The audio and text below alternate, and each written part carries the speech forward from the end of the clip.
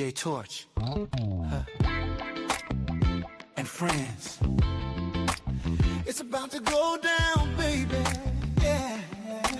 Round and around and around. Yeah. When love goes around, it comes around. It comes around. Can't stop it. When love goes around, oh, it comes around. Here it goes. Yeah. DJ Torch.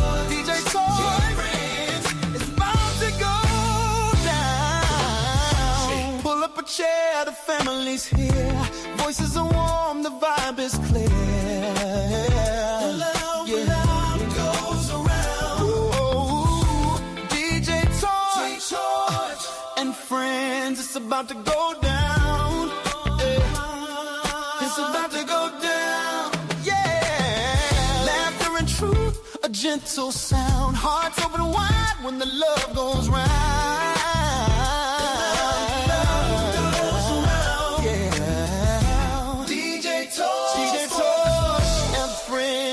About to go down.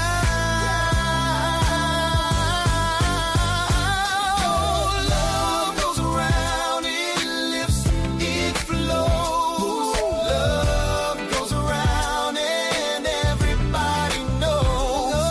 Love goes around from me to you. Love goes around, it always comes through. Yeah, yeah.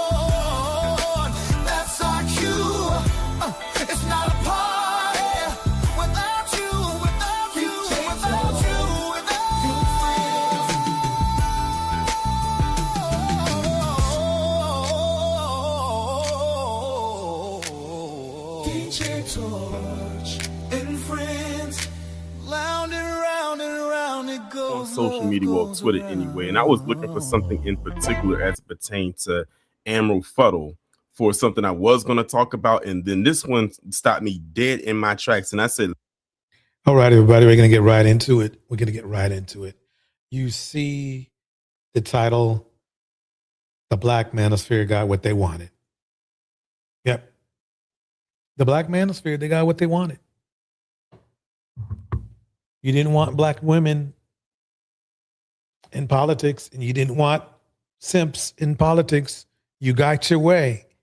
Let's break it down, and I'll show you how and why and what's going on.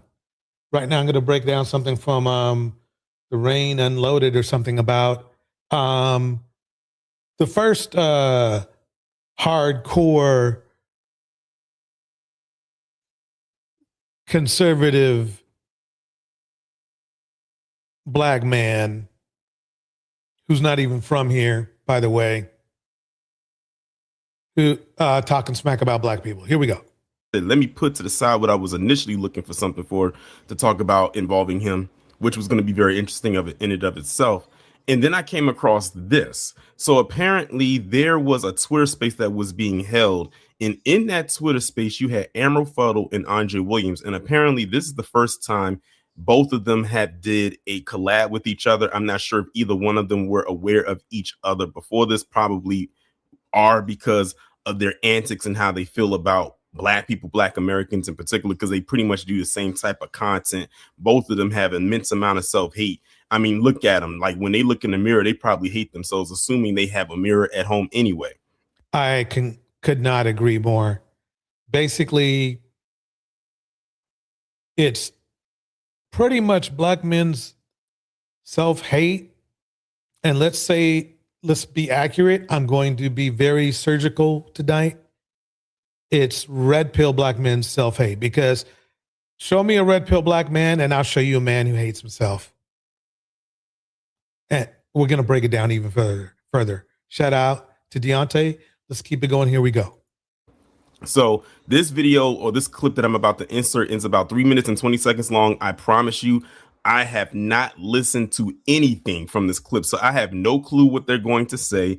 But just based on the caption that I read from this or the excerpt, we already know what they're going to say. I just don't know what they're going to say, but we already know who the target is going to be. So I'm going to insert the clip right here, and then we're going to come back and we're going to dissect what they said. Remember, when we do videos like this, you got to do your breathing exercises. It's one of those type of videos. And Myron, if you're not familiar with Andre Williams, extremely excited to be able to connect the two of you. He's absolutely brilliant. No, I'm very familiar with them. Black people are retarded. I don't give a fuck. I'm just going to call it like it is. They're fucking stupid. They're low IQ. They're fucking morons.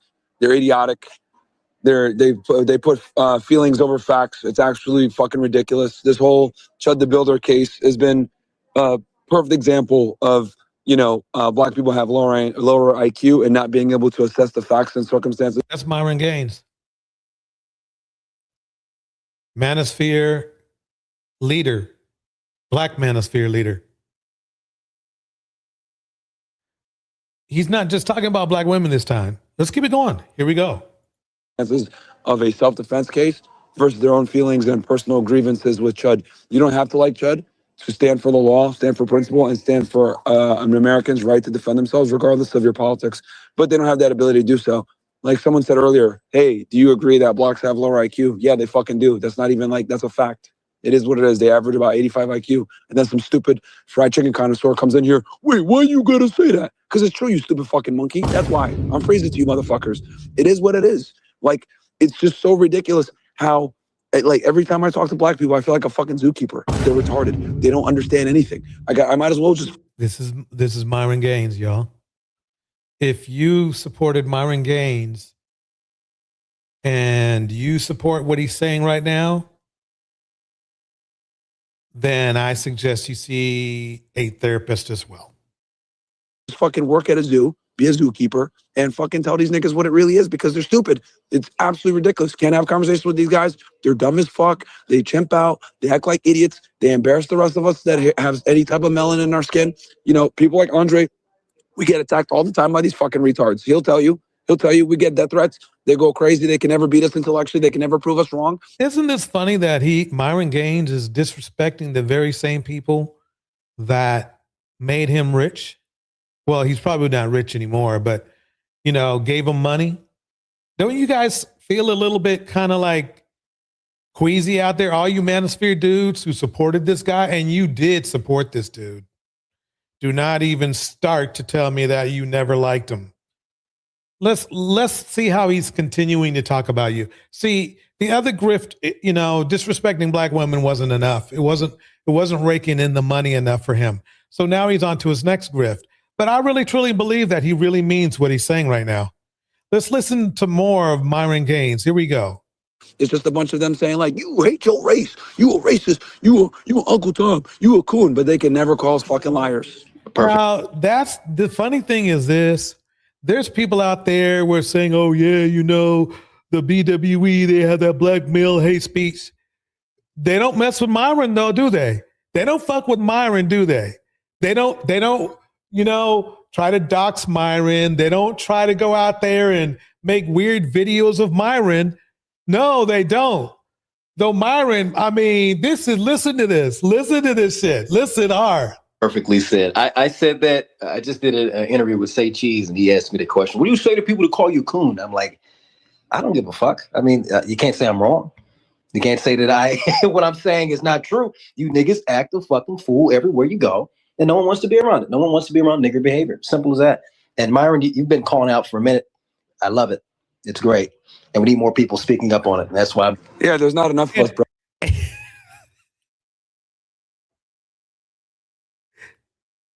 Lead men of the Black Manosphere. You're leaders of the Black Manosphere. This is how they really feel about you. This is how they really feel about you. Bro, there's not enough of us. It's like literally, bro, we're freezers to these monkeys. And these niggas get mad as fuck. They can never call us liars, though. They just can't. You know what I mean? I grew up in a, let's say, a bigoted town. One of the few blacks there. And I will say this. Myron and Andre And the men of the Black Manosphere, they ain't got nothing on those bigots. Those bigots, those bigots ain't got nothing on them. This is I've seen Grace Izzy as bad as it can be. And Myron matched it. This is about as bad as a verbal thing you will hear from a man from the, Triple K to any of those supremacist groups. They are probably in awe at the level of bigotry these men are throwing out. This is Manosphere. This is Black Manosphere at its best or worst, depending on how you feel today. And that's the reality. They hate it because they know that you're not going to get reparations. No one wants to be around you, motherfuckers. No one wants to go to Atlanta. No one wants to live in your neighborhoods. Nobody it's actually ask, not ax, right? Fat women weigh black women weigh 187 pounds on average. They're fat as fuck. They're retarded. They're loud. They're obnoxious. Nobody wants to be with them. They rank the lowest on dating apps. These are all facts, bro. 85 IQ. It's just ridiculous. It's absolutely ridiculous, bro. So it's like, we're just saying what everyone else is thinking. Let me do something here. Hold on one second.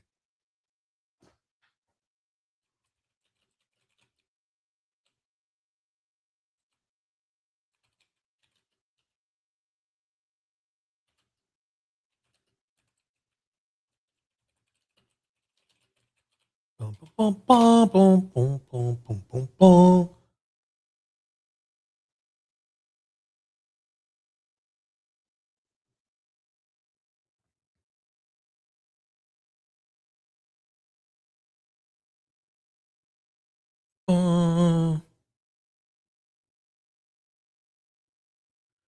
Okay, I don't see nothing here. Here we go.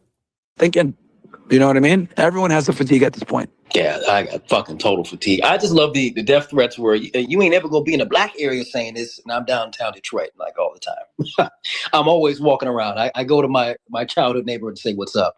So I don't know why these niggas think that I'm supposed to be fearful of you niggas doing exactly what you do every fucking day, shoot each other and over fucking shoes and words. I don't give a fuck. I'll keep saying it regardless. These Manosphere men, they're talking about black men. They're talking about black men. Now, what's funny to me is that, Myron, I guess did he grow up here or in Sudan or whatever the fuck place he was from? Anyway, it's funny because, he's talking about himself. And quite honestly, the funny thing is that they're trying to say low IQ, low IQ. Well, let's think about this. Black people usually have the worst schools. That's nothing we can do about that. I mean, if the country wanted us to have the best schools, we would have the best schools, right? And even with that, right? Even with that, even not having any of the advantages or all of the advantages other, races might have, right? There's only like a 10-point spread between IQs. And that's just in general. That's actually embarrassing. If anything, that's actually embarrassing to really the Caucasian community. It's like, we did all this. We got the best schools. We get all the best education. We get all the money, all the grants and everything. And you mean to tell us that we're only 15% higher or 10% higher than 10 points higher than black people in intelligence in general? That doesn't break down educated black folks, because it probably looks a whole lot different if we just count educated black folks. But in general, that's not looking good. So we have this man that I guess he's trying, you know what I think he's doing? I think he's pulling a Nicki Minaj. For some reason, he feels like he's probably, Emil Foodie, who's Myron Gaines. But let's call him by his real name. But we should all call him by his real name from now on, really. But anyway, think about it. There's only a spread of maybe 10 points. Better schools should get you about 30 points.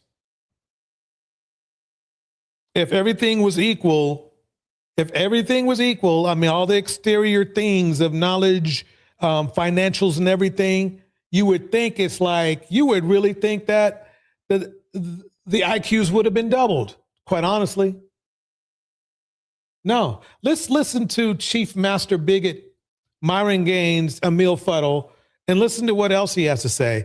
And I want all the Manosphere people, I want you to listen close. This is your boy right here. This is the man that you protected against black women. This is the man that you chose higher than black women. Regardless of how they feel.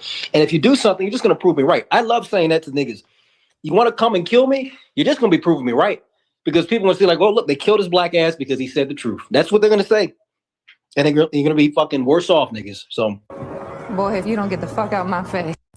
And that, ladies and gentlemen, is why I said y'all have to do your breathing exercises before we get into this. Now, like I said, this was my very first time listening to this. As a matter of fact, this clip that y'all just watched was posted within 24 hours. Like, it hasn't even been up a whole day. This is a perfect. I love the fact that they made this video, and I'll tell you why. It shows you exactly how these red pill, Black Manosphere dudes think. And it tells you exactly why they chose just Pearly Things to be their leader. It's unadulterated self-hatred at its maximum level.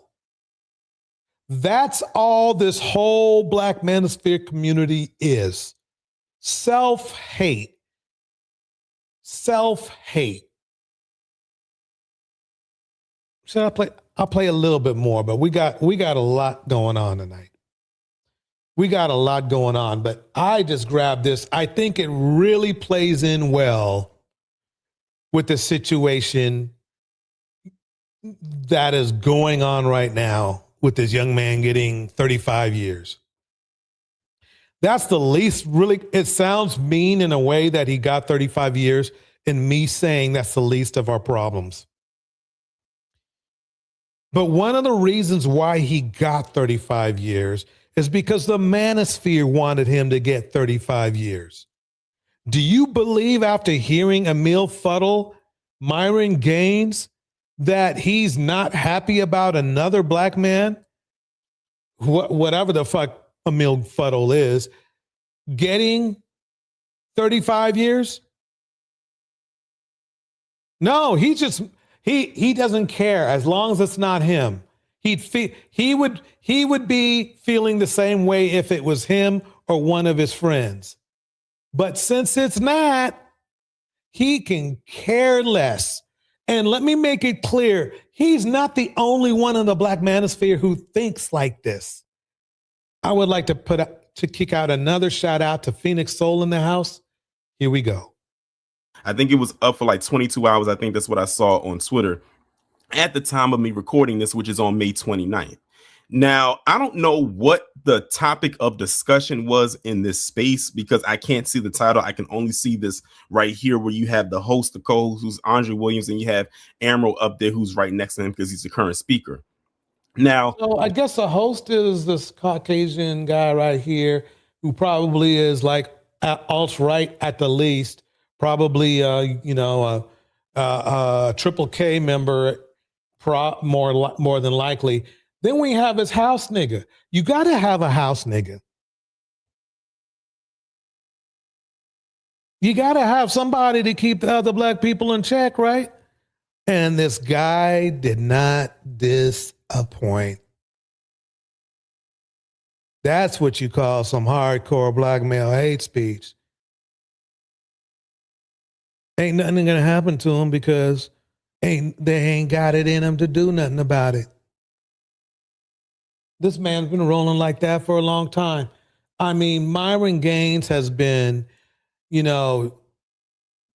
throwing his, well, and it's funny too, because Myron Gaines are like this. I almost, broke into the show too quick into another thing, but this is how these self-hating dudes think.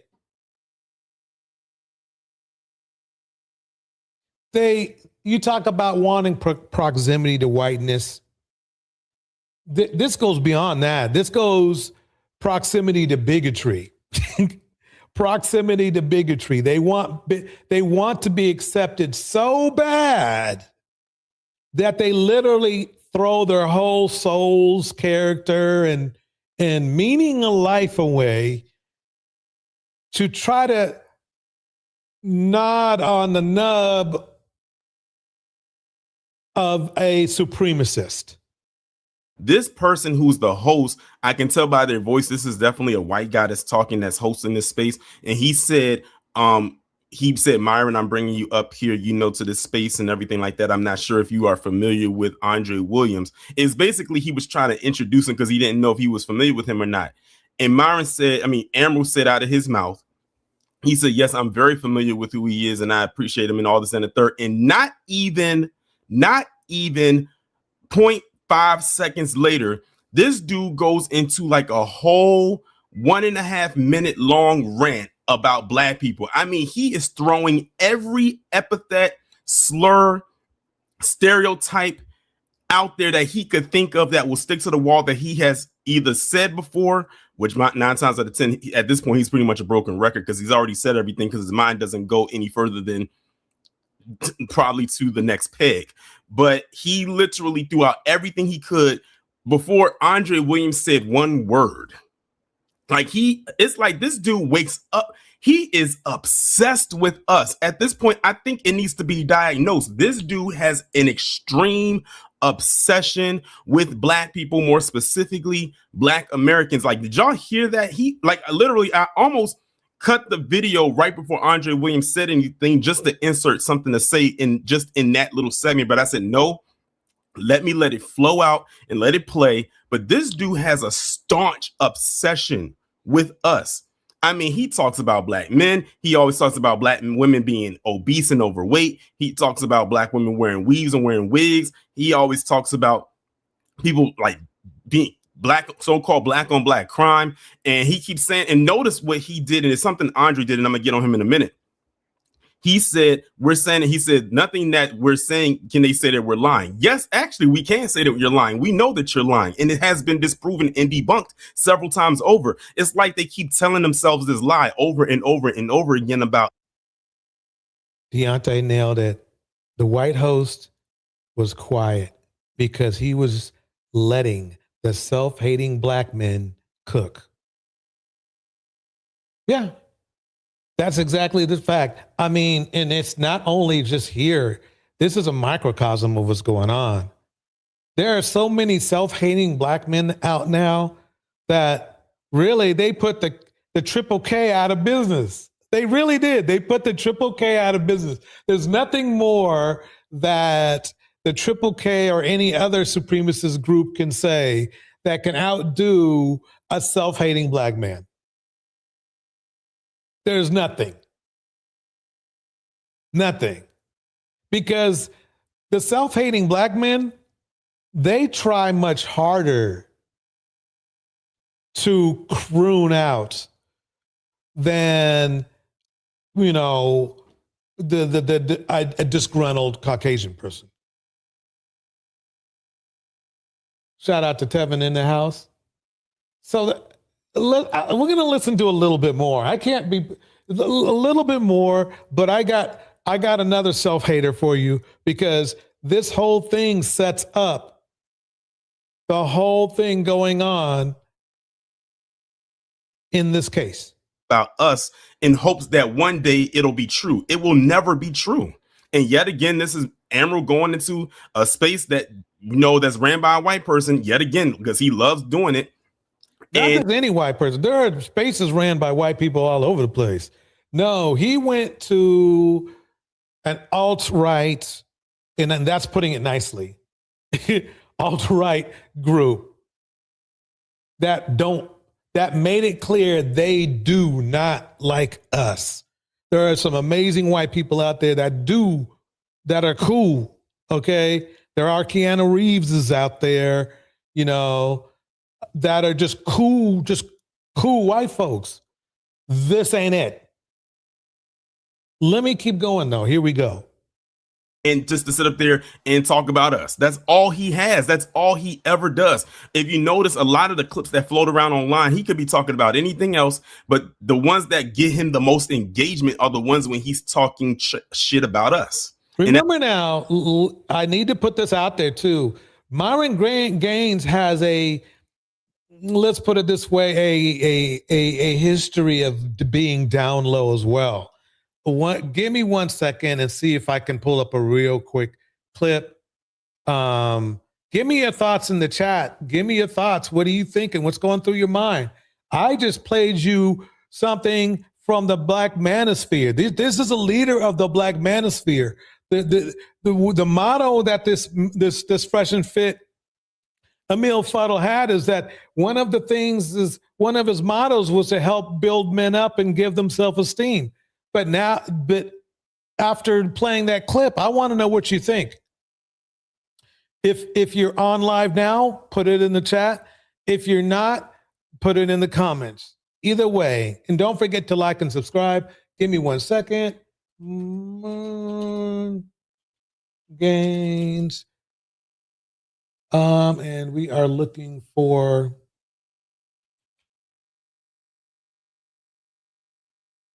Here we go.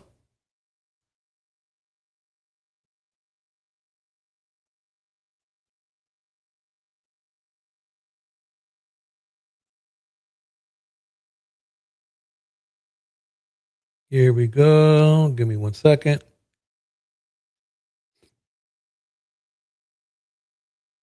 Yeah, here we go.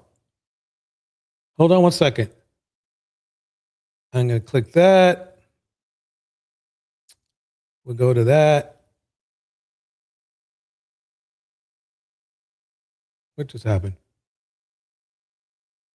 Hold on 1 second. Oh, yeah, okay. I got it. Okay. Ooh. And I don't submit to women at all, ever.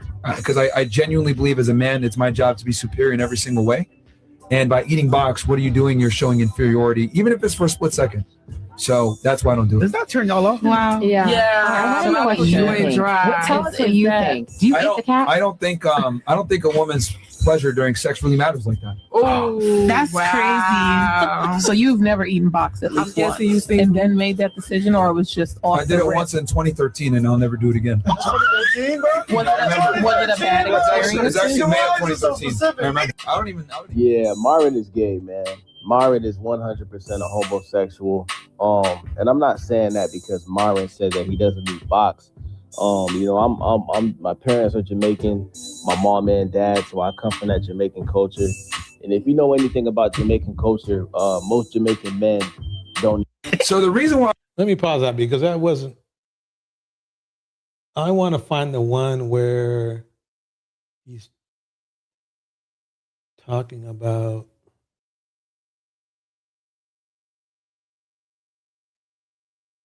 Yeah, here we go. Tactics and apparently questionable photo ops. Let's dive into the chronicles of Myron. Yeah, here we go. You see, this man ain't got no pants on right here. He ain't got no pants on. This is his boyfriend. That's Myron's boyfriend.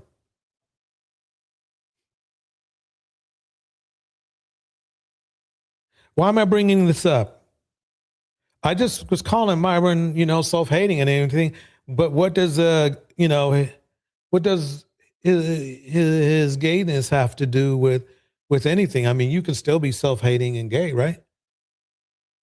No, it's the fact that he doesn't like being gay. He doesn't like gay people either.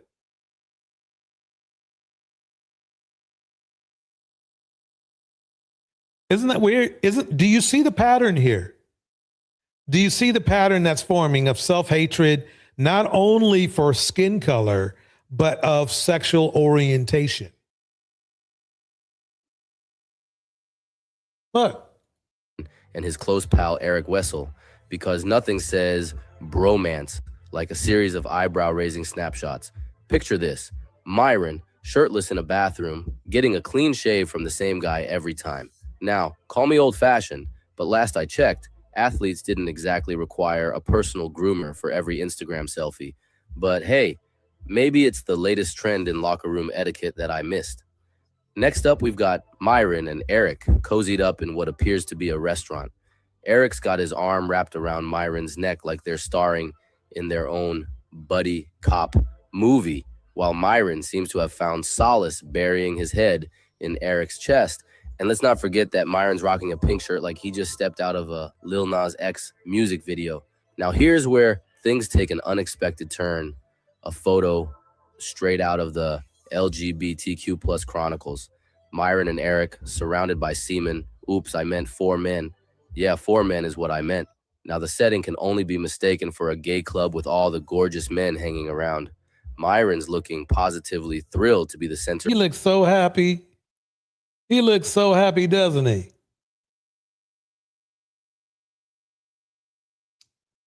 Good for you, Myron.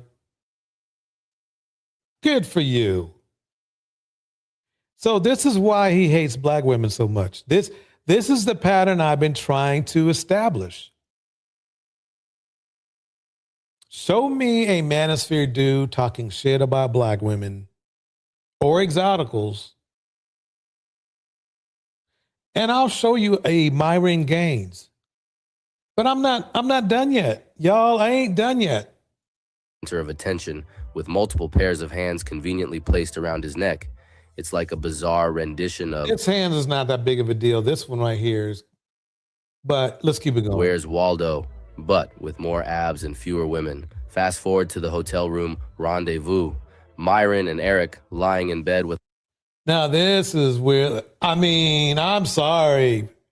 This is it right here, y'all.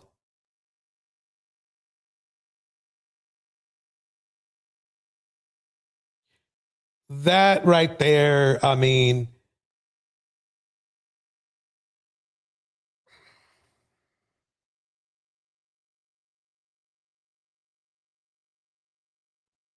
and that's why he's black and he's gay. That's why he hates black people, and that's why he hates gay people. He didn't want anybody to know he was black, and he didn't want anybody to know he was gay. So he can't, it's hard for him to hide the black thing. So that's why he goes so hard on black people now. Look at him. He looks so much at peace, doesn't he? Like it works so well for him. You know, the gayness. It looks like it's just, you know, it fits in perfect. I mean, it looks like it's just he looks so happy. Shout out to Sugar Love Cafe in the house. You know, it looks like we're looking at some Sugar Love on the screen, but it's not doesn't mean the same thing. Sugar Love Cafe does some great videos. You should definitely check out her channel. Definitely check out her channel. I mean,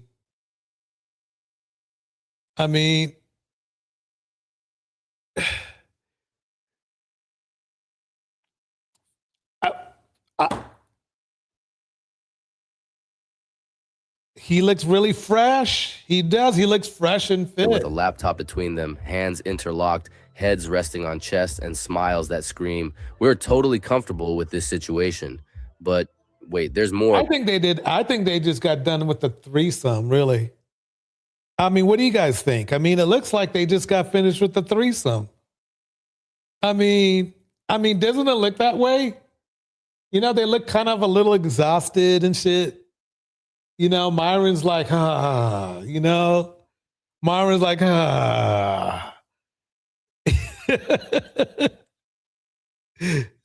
At this point, it's crazy. He still has a platform hanging on for dear life. Yep, the self-hate makes him look terribly submissive. Bars. See Phoenix Soul, yep. Yeah. But he's got, believe it or not, Myron's got competition though. He's got competition. Let's go back to this picture right here. Myron's got competition. So what he's doing when he starts going in on black people or going in on women, or going in on gay people, is he's trying to overcompensate for his fears and his weaknesses and all of that. And then there's another dude, that,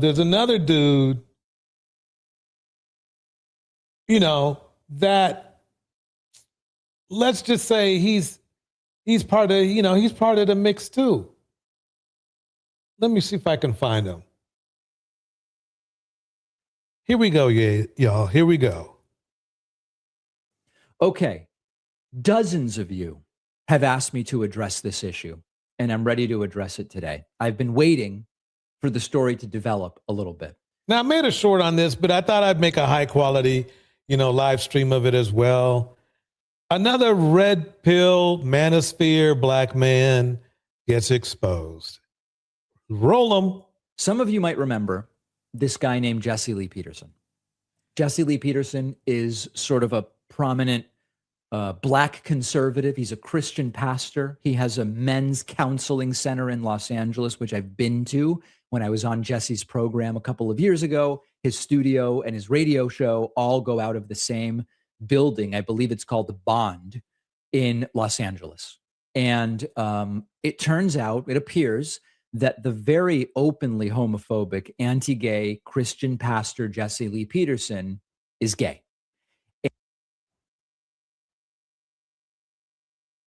Now, maybe, look, maybe Dave's just talking shit. Maybe Dave's just talking shit. But check this out. I mean, this video is 3 years old. I can't believe I just found this out. And I'm going to talk about my experience with him, which included him being pretty handsy with me, to be perfectly honest. I wasn't sexually harassed. I didn't feel intimidated or anything. But at the time, I just wrote it off to this guy's just a character. He's just handsy. But I'm going to get back to that. Okay. So here's the story. The Daily Beast now reporting allegations of Manosphere pastors' gay past, royal macho men. Jesse Lee Peterson has emerged as one of the right's most vocal anti-gay figures, but his one-time friends now allege that the pastor has had many same-sex relationships. There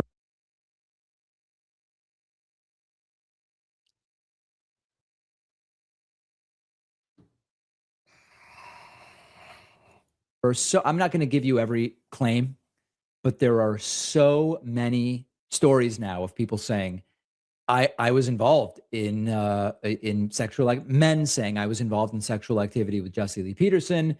He comes on to people aggressively in many cases, etc. Two of Peter's, oh, hold on, let me go back. Two of Peterson's former male Manosphere leader, Black Manosphere leader. Black Manosphere leader.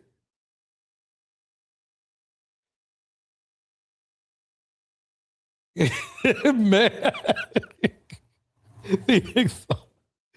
But oh man. Male associates came out in June with on-the-record interviews saying they engaged in sexual activities with him. Other men say he propositioned them. These allegations about the pastor, who is publicly staunchly heterosexual, have ripped like an earthquake through the manosphere, prompting some Peterson allies to abandon him and prompting one manosphere conference to ban him altogether. The Daily Beast was not able to substantiate. So there was enough proof out there that he got banned from a business agreement. And what I mean is this, is that if it wasn't true, Jesse could have sued, but they had enough evidence out there that he was GAY that they pulled out. That sounds kind of weird, don't it? Anyway, here we go. Substantiate the allegations. Peterson's ministry, a brotherhood organization known as Bond, did not respond to multiple requests for comment. Okay, so what's my view on this? I don't care about his sexuality per se. I really could not care less. At this point, I just don't care about people's sexual orientation. It's boring to me. I just don't care. Now, Jesse Lee Peterson is definitely an odd guy. He is seemingly obsessed with talking, despite being a black man, talking about how great white people are and how terrible black people are. Do you see the pattern, ladies and gentlemen? Do you see the pattern that is setting up right now? Black men who hate black men, who hate gay people, are black and they're gay. Making them DL, right? Yeah, that's DL, because it wasn't like they said they were black and gay, but hate black and gay people. Basically, people had to find out. So let me play this clip.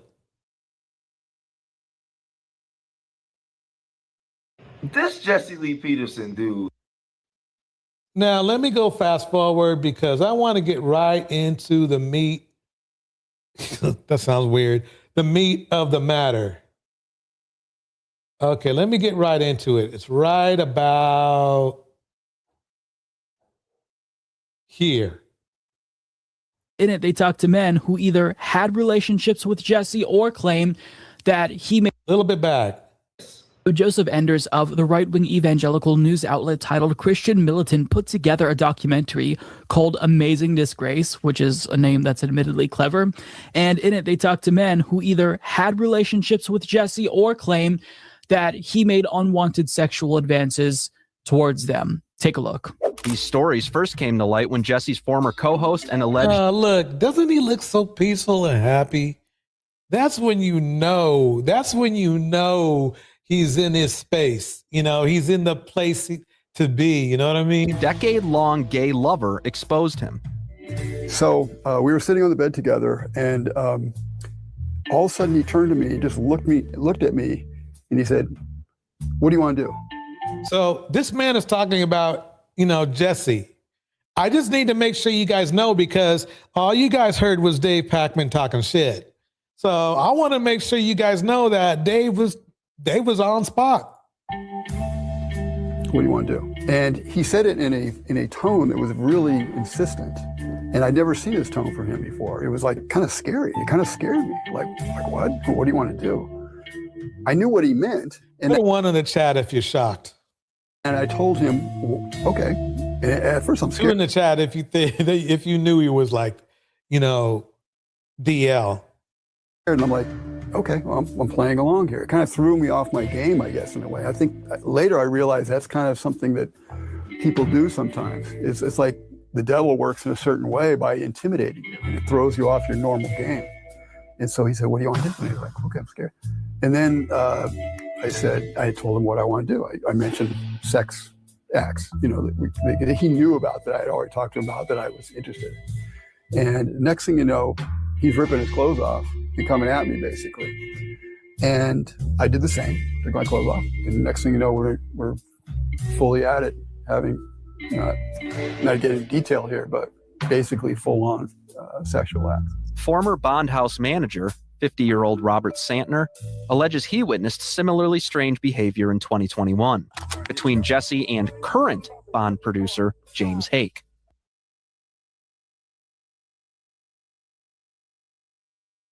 So all those people who were out there when Gemini and I were talking about the Manosphere sexuality issues, now what do you say? There's a pattern. I am telling you. Okay, I should have put something up for Club Shay Shay, but we all know what's up. I think I covered him in another video anyway. So Shannon Sharp came out, and all three of these men have something in common. They disrespect black women. They disrespect women in general, they abuse women in general, and they, though being black, hate black people. Just keep it going. What I witnessed him and Jesse were hugging each other intensely, rubbing each other's shoulder down stuff, and he came to a point where I actually saw him kissing him on the cheek and stuff on the hallway, and talking all kinds. I can't remember what the words he said. So while Jesse is constantly going in on black people, he got Brock back shots and Johnny Man opener exposing him. You know. Yeah.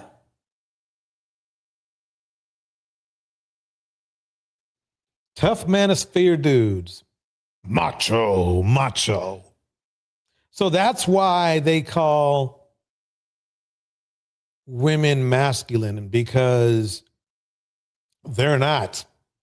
They might play that masculine game, but they're not masculine. That's weird, isn't it? That's weird.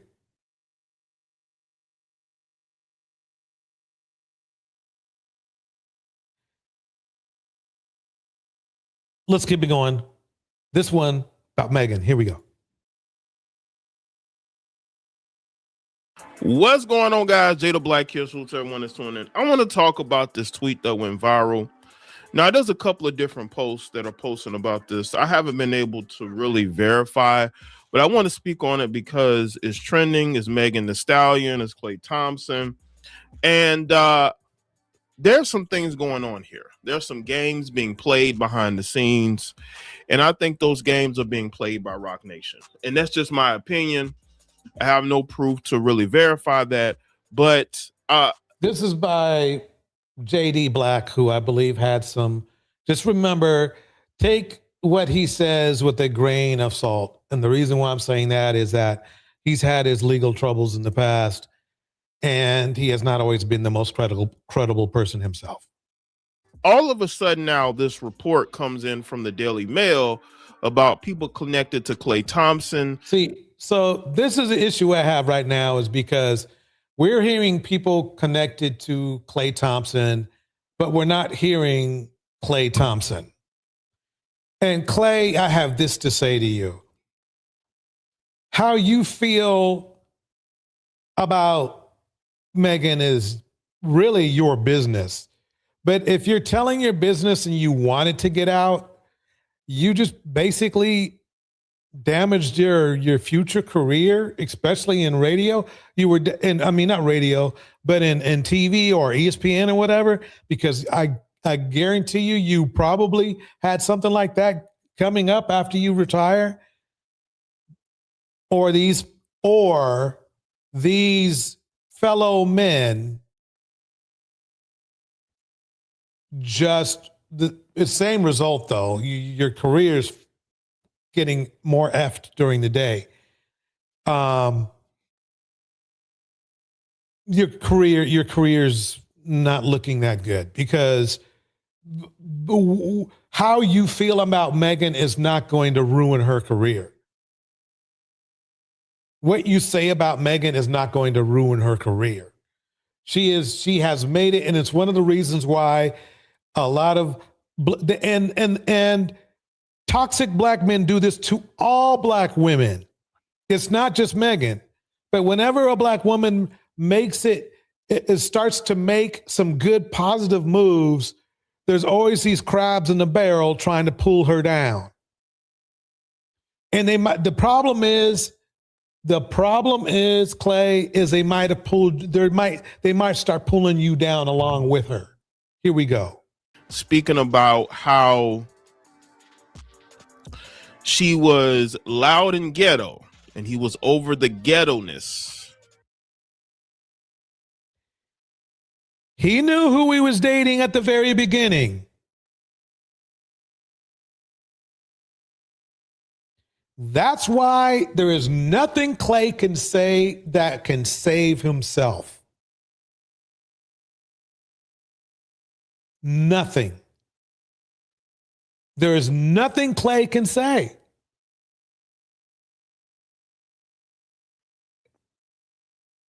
The only way he could get out of this is by going, look, the leak was from a bunch of bitch-ass Negroes. Me and Megan just didn't work out. I wish her the best. That's all he needs to say. She's a wonderful person, but the timing was wrong. Any of the stocks excuses you could think of. If he's really saying this stuff and it's getting leaked out, even he should say the same thing. If he wanted, that's for his career. She's going to be fine. Let's keep it going a little bit more. I'm saying this right now because I don't want people going out there saying, Megan ruined Clay's career. Megan ruined Clay's career, when Clay and his friends ruined Clay's career. According to this tweeter, this page here says Clay allegedly said Megan Thee Stallion battled paranoia stemming from the Tory Lanez incident and wouldn't shut up about Tory Lanez. That's called post-traumatic issues. This is crazy to me. That is called post-traumatic. That's what happens when you get somebody who puts a bullet in your foot. If anything, it solidifies that basically. Let's keep it going. Let's see what this dude has to say. Could definitely see that being true. Because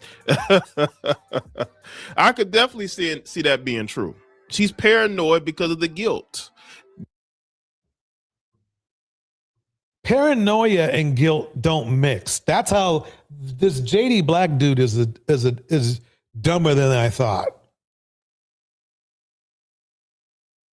And I was pretty dumb at first. Paranoia and guilt don't mix.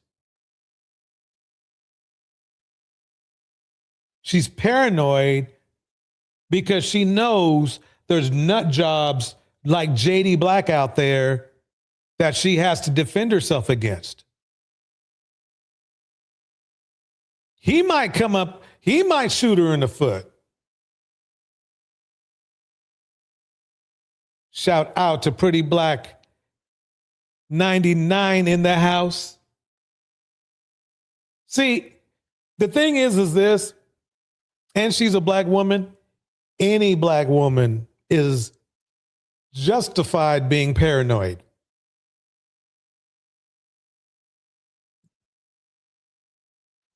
What? There's a whole group of black men on and off YouTube that hate black women, express that hate for black women, and black women are supposed to be like, oh yeah, I'm not paranoid. Yeah, they're not going to do anything to me. Highest domestic violence against a woman is against the black woman. Wait. The highest domestic violence, let me make it accurate. The highest domestic violence against a woman is done against exoticals. But femicide is the highest against black women. So what happens is this. Exoticals, as I put in my, I've put in my chat, get the beat down more than anybody. And there's a reason why, because narcissists love exotic looking women or I guess,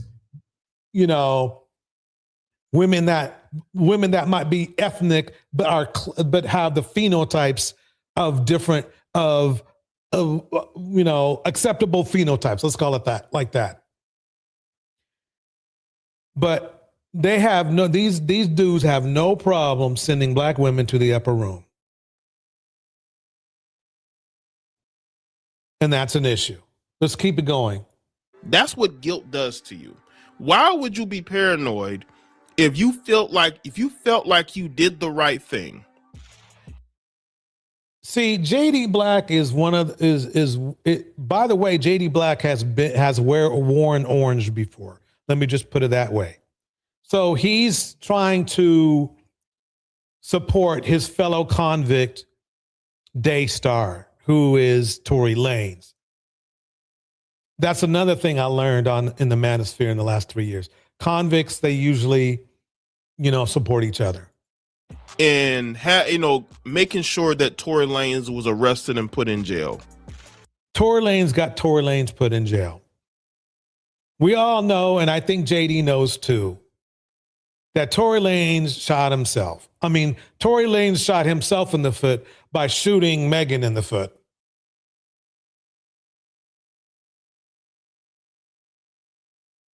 And that's the problem I have, is that even in the most obvious situations, let me shut up. Let me play a little bit more. Or I would say put in jail because she testified against him. That's what put him in jail, is because it really wasn't Megan's testimony that put dude in jail. It was the other woman's testimony that put him in jail. The one that he gave to the prosecutors. The one that she gave to the prosecutors. That and Tory's own dumbass phone call to her. What's her name? I forgot her name. It's not Kayla, but anyway. But I wanted to play that short. That was a short. We need to get right into it. But I'll do an extended mix of Megan, Tory later on. I know a lot of people, and I should say women like Megan and women like Tory, but we want to get into this situation here. Here we go. Here we go. Okay, so, oh my God. If you got a problem with me not supporting Carmelo Anthony because I'm black, then you can simply unfollow me. To everybody sending me death threats, threatening my life, calling me all kind of names because I refuse to stand with Carmelo Anthony, you can unfollow me. You don't have to be on my page. Because what you are not about to do, you are not about to convince me that I have to support Carmelo Anthony because we share the same skin color. You are not about to convince me or tell me that I have to stand with Carmelo Anthony because he is black. There's two things how you can tell croonery in a person. The primary thing you look for is they try so hard. Myron, Jesse, and now this little Terrence dude right here. You don't have to try that hard. Nobody's even talking to this dude. Sugar says he a lame. Yeah, let's listen to some more. Killed an innocent young boy. I did some research, and the young boy was not that innocent. I don't believe he deserved to die, but he was not innocent. The Metcalf kid was not that innocent. I don't give a shit about the skin color, okay? Don't you think that you should hear some old Jim Crow music playing in the background and him tap dancing to do do do do do do do do do do. You know what I mean? You don't gotta remind me that I'm black. I know I'm black. I'm not freaking blonde. I look in the mirror every single day. I know that I'm black. And he's mad about it. He sounds like he is mad about it.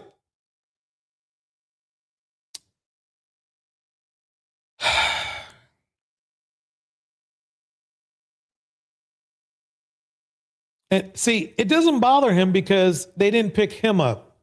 But I guarantee you, if it was him in that tent, he'd be having his little GoFundMe. Look, the man got me in trouble.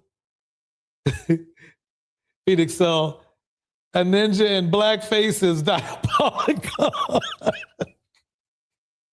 Yeah. Oh man. That was from Phoenix Soul. And then Sugar Love Cafe, they don't want to admit he fell into that knife because Carmelo was sitting down. I didn't know that. I didn't know Carmelo was sitting down. That makes it even different now. Let's keep it going. That means he lunged at him then. I'm going to play some of the lawyer stuff. Let's play some lawyer stuff for a minute. Here we go. If somebody's just putting their hands on you, would it be okay to slap him? Would it be okay to trip him? Would it be okay to hit him with an object? Would it be okay to push him down and step on his neck? Would it be okay to use a knife? Would it be okay to use a gun? So that's kind of, what they call a force continuum in a sense. I mean, a very crude one. Let's take a look at the jury instructions, because that's where the rubber really meets the road. So you have the standard ones: presumption of innocence, burden of proof. Then you have the elements of manslaughter. And manslaughter is that's that heat of passion that they were trying to argue that didn't work. And mental state in terms of definitions: a person is justified in using deadly force against another if the person would be justified in using force against the other, and when and to the degree the person reasonably believes the deadly force is immediately necessary to protect himself against others, or a use or attempted use of unlawful deadly force. If that's the instruction, I can see why he was convicted. Prosecutor's closing argument: you do not get to meet a shove with a stab. It's all about one word: reasonable or proportion. And so, did he go overboard? You most certainly have your opinions as to what happened. The problem that I have with this is that you don't have deadly force. I mean, they didn't punch him. They didn't repeatedly beat him. You look at the George Zimmerman trial. Pause. Let me drop the link. Hold on one second.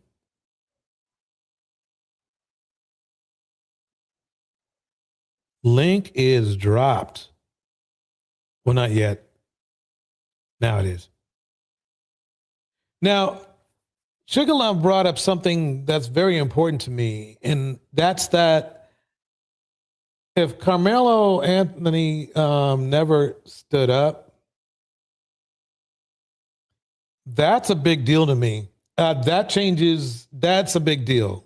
Let me play a little bit more. What's the difference there? The difference there is he was getting his ass kicked, and he had visible injuries, and Carmelo Anthony didn't have any injuries. Bruce Rivers, he's the criminal lawyer. Bruce Rivers, he's the criminal lawyer. Bruce Rivers, he's the... Let me pause it right there.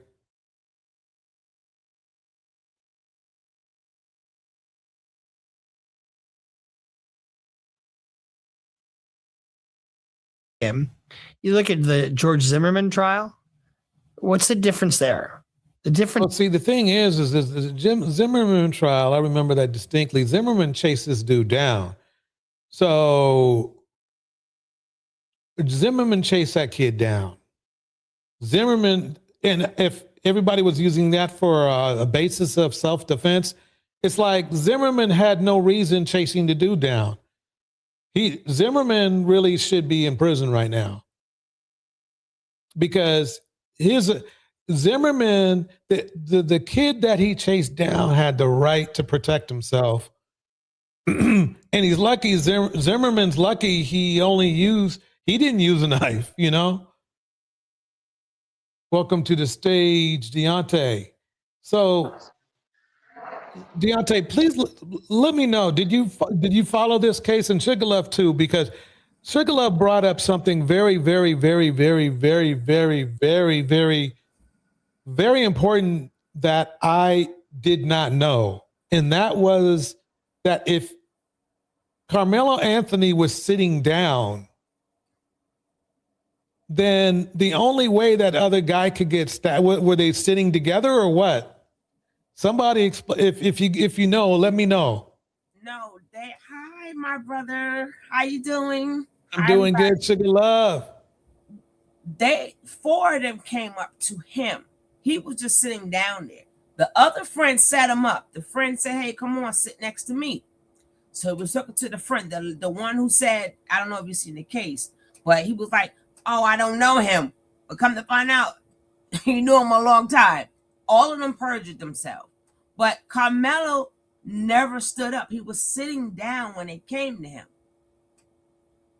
So the brother, if you have to go check out the brothers where they first got him. They took the bag from him first. Then he got the bag back.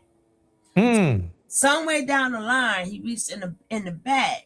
So being that they know jujitsu and they do that karate stuff and they go around bullying people, he must have thought that he was going to get Carmelo first, and he fell into that knife. And they don't want to admit it. Carmelo never stood up.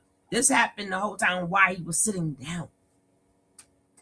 So then they tried to say that he sat down and took the knife and lunged it up in his chest. He still couldn't stab the boy if he wasn't over him. Right. So basically, see, it's hard to attack somebody when you're sitting down unless they're sitting down.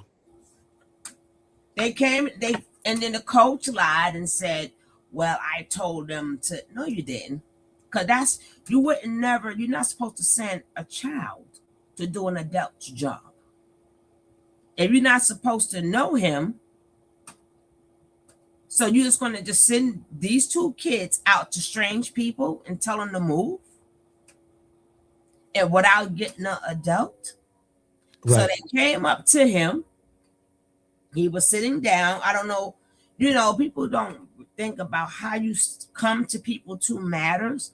So maybe he was like, yo, you got to get out of here. I don't know how that conversation went. But either way, Carmelo was trying to figure out why I'm not going nowhere. So both of the twins was there. And again, he was still sitting down. And that's when he pushed them. And then secondly, if you push somebody with two hands, your body goes backwards, not forward. Right. So he couldn't have got stabbed after you pushed him. You went to charge that boy and he had that knife ready. And you fell into that knife and they don't want to admit that. Oh, so you think, okay, so basically it's like this. Let me get the picture right. He pushed Carmelo back in the chair. No, he was already, he pushed them back in the bleachers part. He pushed them. But they left it right there. I'm like, no, go on. Remember, his lawyer sabotaged him because they're all working together. So you couldn't say, oh, one said he tapped them, one said one hand, one said two hand. But either way, when you push somebody, your body goes backwards, not forward. Because your arm extends when you push. Right. So at that point in time, if Carmelo is still sitting down, he couldn't have stabbed him at that point because his body is now backwards. So he had to lean forward after that because he probably figuring he ain't moving. So as he went to go fight Carmelo, he fell into that knife. Got it. So if you listen to other reports, as you know, you do your little homework because I know you're going to be back on tomorrow and I can't wait to be here, right? But every place will tell you you can say, of course, the facts don't matter. But what I'm saying is the boy was still sitting down. So he got stabbed you in his space, lodging after him. He did not get up and stab the boy. And for it to be in his chest, he has to be leaning in to where that little blade, remember the blade is little. It's not a big blade, right. Like 3.5 inches, something like that. So you really had to have real close contact. And your body has to, when you lay in, the more further your body goes down, of course, if I'm sitting down, it's going to go towards your heart or wherever in that area. So they never had nobody even say that, but all of the reports say Carmelo was sitting. That's why you think they keep saying he was sitting down minding his business. They came over there. He was sitting down minding his business, and they got the video out that now all of a sudden they don't want it to be played.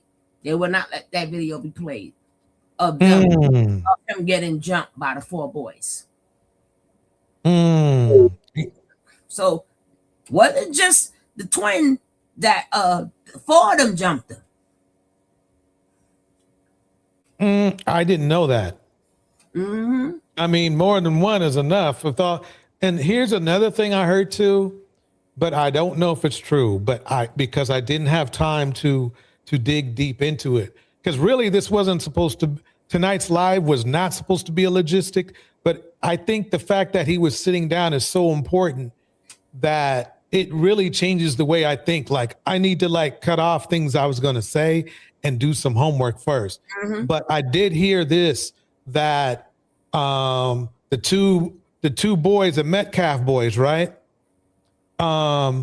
They are school bullies from what I heard, that they were harassing and calling cheerleaders, fat and all this kind of stuff.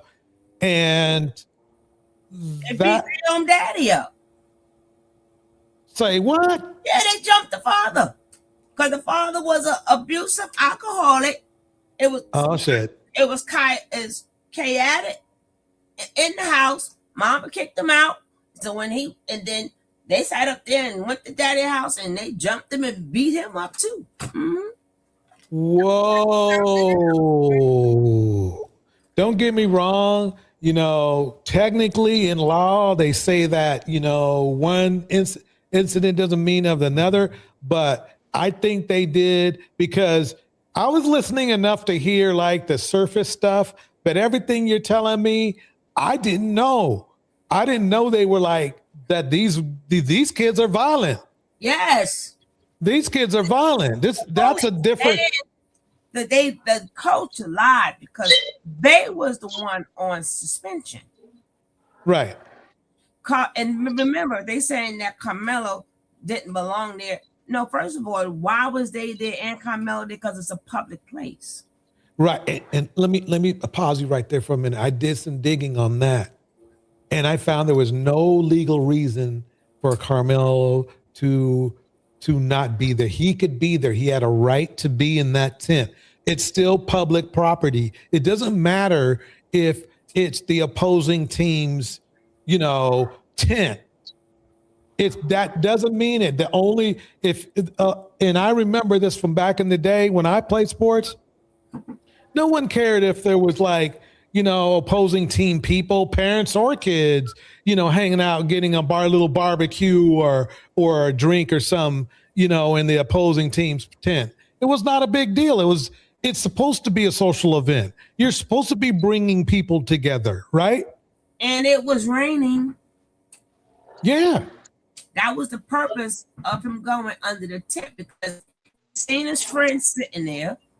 So he went to go sit with the friend, which I believe, but this is just what I believe, who set him up. So why? I don't know if he got set up because the friend that he went to go sit with, I'm sorry, the friend he went to go sit with was his girlfriend's cousin. They had knew each other. But he testified and said he didn't know. Remember? Yeah, but it was his girlfriend's cousin. His parents did an interview the other day. I think they did a few by now, but they did one on the Breakfast Club, and it was actually way worse than I thought it was going to be. Just from the reaction that they were giving. But this whole situation is terrible. But what Phoenix was saying earlier about, of course, the facts don't matter. I believe she was saying when it comes to basically the white power structure, they didn't care about none of this. I mean, for him to be charged with murder and be convicted, was it first degree? Or that you have to prove intent. You know what I'm saying? You have to prove that he intended to go and kill this person, which he obviously he couldn't have. Why would he has every reason in the world. It's a tent, it's raining, somebody who he knows inviting him to come through to get out the rain, and then they asked him to leave. And he didn't cause any issues, and then they approached him physically, but it's like the lawyer here was saying, Bruce Rivers, he was saying that the reason why legally they were trying to say it wasn't self-defense was because it had to be proportional.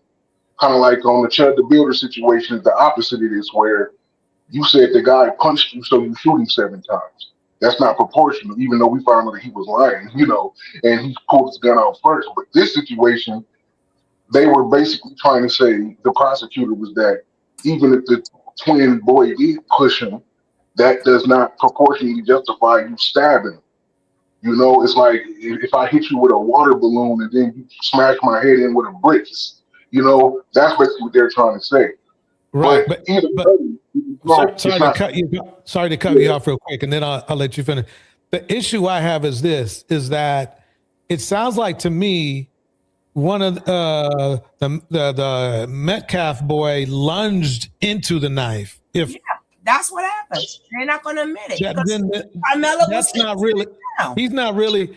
I mean, really, the Metcalf boy in that way, in my mind, the Metcalf boy stabbed himself. Because he closed the distance. They don't want to say that. They don't want to admit that.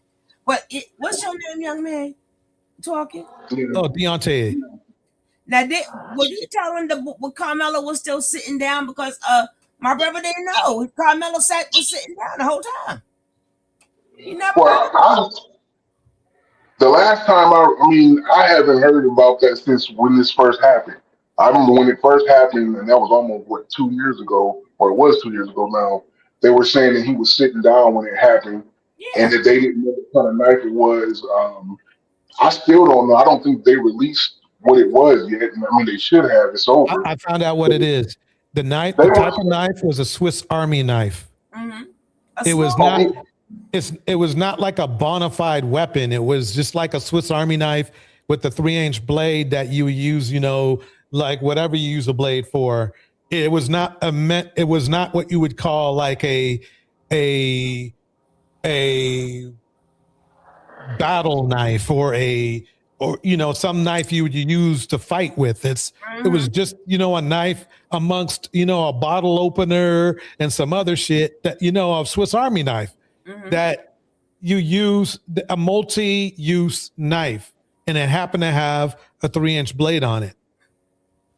And so that changes things to me to the point where I'm thinking like, okay, the focus I was going to have on tonight is the process of how they hired a hung jury, how the lawyers got themselves a hung jury, got rid of, the few minorities on the jury. And that was the issue I was going to go into tonight, along with the fact that it was the Black Manosphere who chose the judges, who chose the lawyers who got involved in this case. They were the ones that didn't want all those soft judges and lawyers.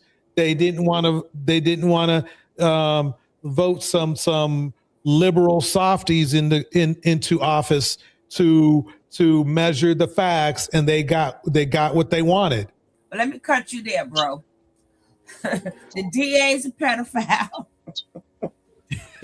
Oh my no, God. Serious. He just sat up there and just paid $1.something million to the women who works there and was touching on them. And then Mr. Roach is a child abuser. And the thing is, I hate to say it, but in all the years I've been on here, this is how it's, even as big as that city might, well, Frisco is not super big, but it's still that small town mentality. Is like, hey, you got to get my boy out of trouble, that kind of thing. The good old boys community is still, because they all know each other. And so now it's cleared. So basically, to me, the things these little things, there's enough there that you can easily see there's going to be a second case coming up. Because they keep saying when they asked them in the court, how did he end up stabbing him? They said, oh, he put his arm up. No, it's not possible unless it's 3-something inches. You have to be very close to me where I have to back you up off me with the knife. Right.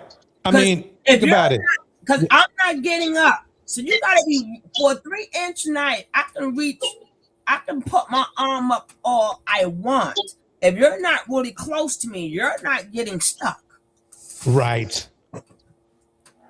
Especially if you're standing up.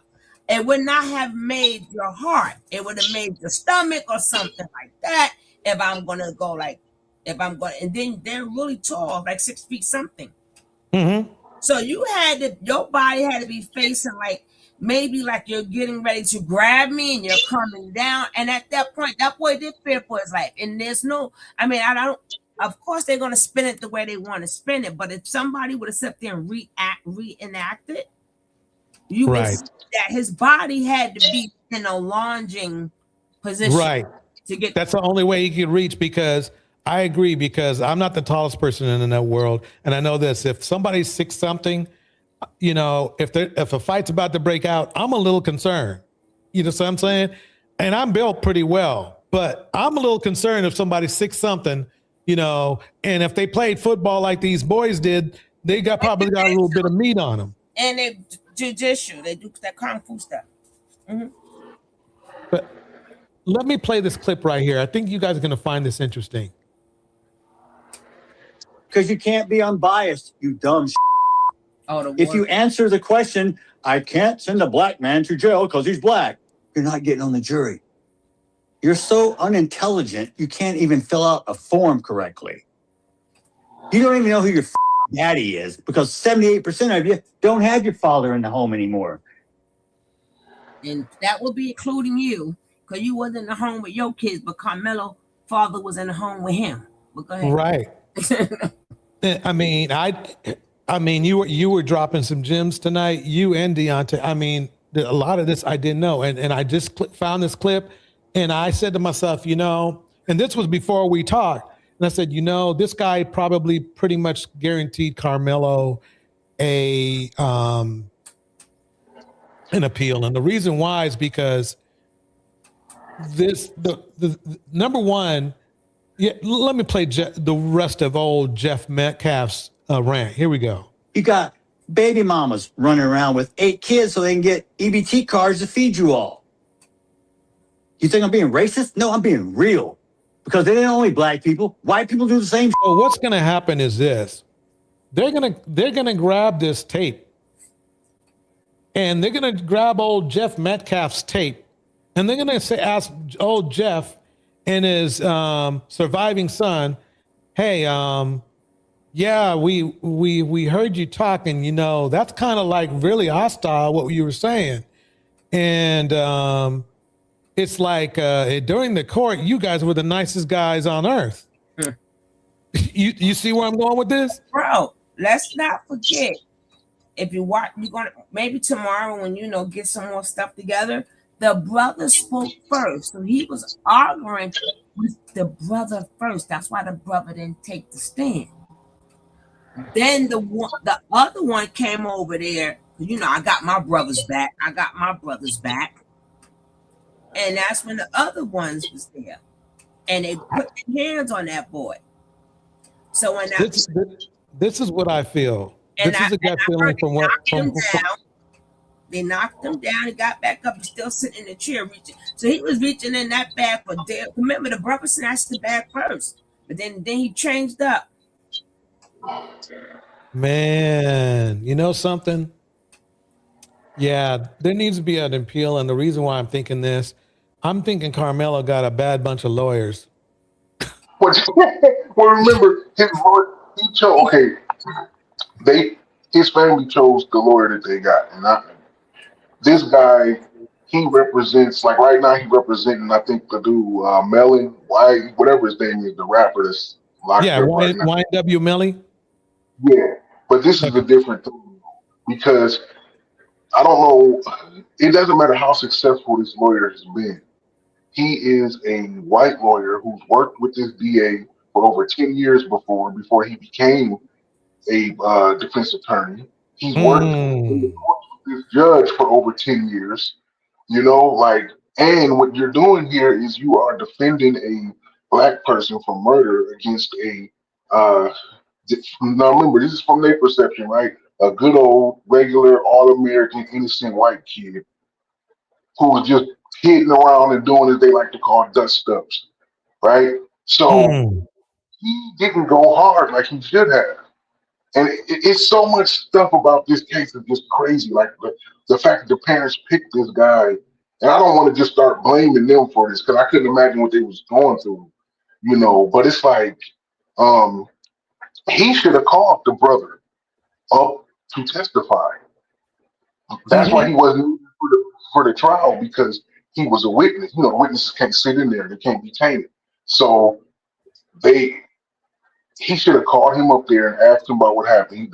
He should have called in some of their teachers. He should have went and got all their records from school that showed that they were ever suspended, detentions for what, bullying, anything. He didn't. It was so much stuff that he didn't do that. I mean, it was a bunch of lawyers. You know, everybody came and broke this case down, and they were saying like all this. And I'm thinking like, yeah, y'all didn't bring his brother up there, and if he was thinking like, oh well, I don't want to put him through that trauma, then you can't be the lawyer then. It ain't about that. Like, when you really trying to get your client off, and he had a twin brother who got murdered in front of him, you gonna bring the twin brother up. I mean, I know it sounds jacked up, but not if I'm the lawyer. I'm trying to get my client off. Like, hey, we're really. I mean, it's not like you got to go up to him like, hey, remember when your brother got stabbed? That shit was tight, right? You ain't got to do that. You know, you be sympathetic with him and everything, but you still ask him the question. They didn't do that. I mean, he didn't do that.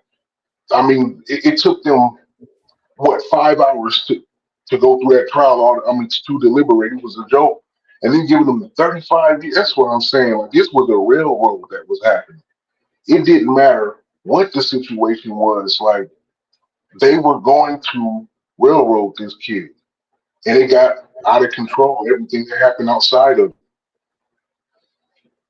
Yeah, I think let's listen to a little bit more because I think you're going to see why I feel like there's a good chance of an appeal because it's clearly not. Let me just play this clip. I'll call them out just as hard as I'll call you out.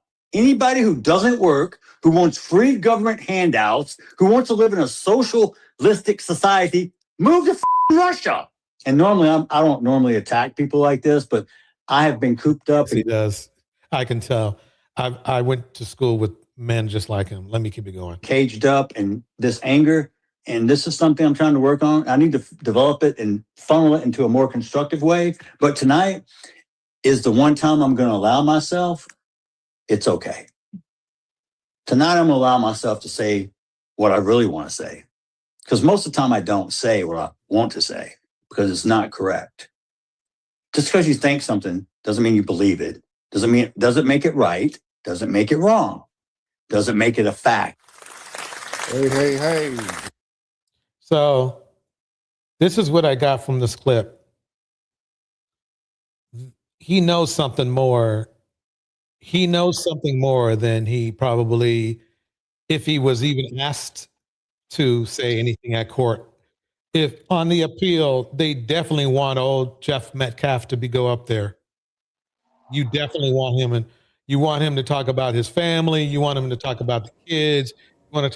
If you want to talk about how he got whooped by his own kids. Because if they show that video, bro, it's an 11-minute video that they have, the school have, which is public, which people have seen way before the trial.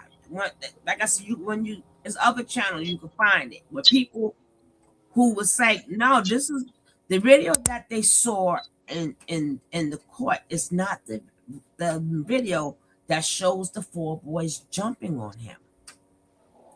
Mm. On him.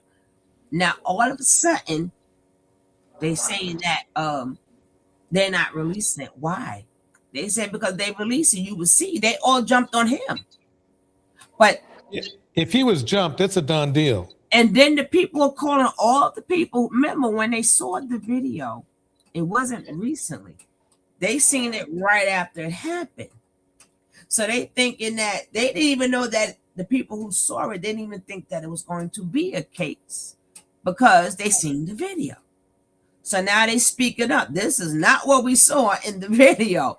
That's how they knew a lot of them perjured themselves. Yeah, there's going to be I do believe there's going to be an appeal. It's a modern, and I think it's going to be a very interesting appeal because modern day lynching of another black kid, and this why these, and now they got the goons with the C on it, right? Oh, 25 more years. He deserves it. He's a murder. I mean, I'm like, I don't know. I understand you know, you cooning and you getting paid that, but your color still don't change. Right.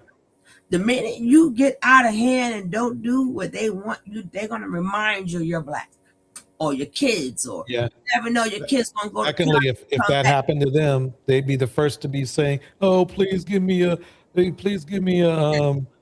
lawyer and whatever themselves." It's a special place in hell for Anton Daniels.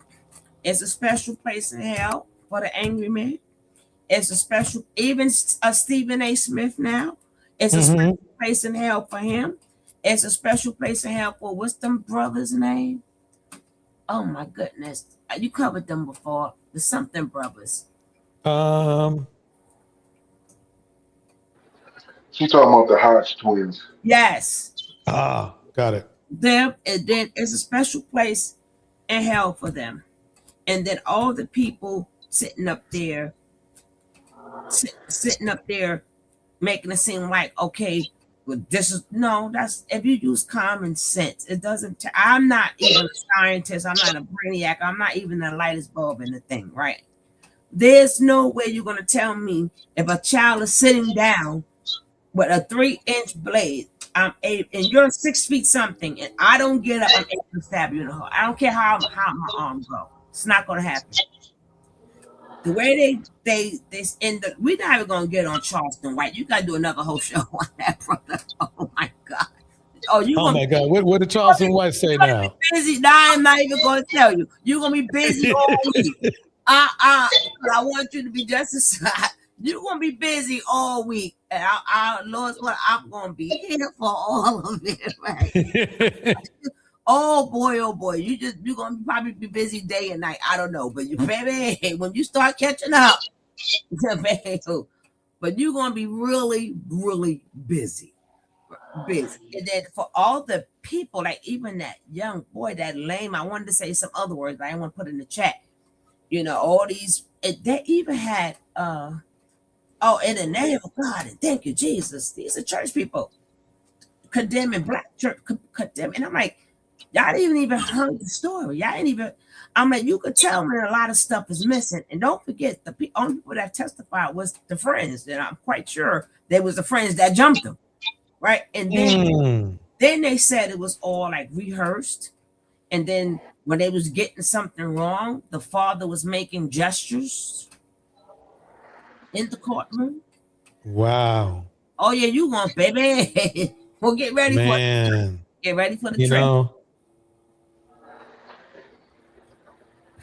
Dang. Get ready. Deontay, what are your thoughts? You can see for yourself.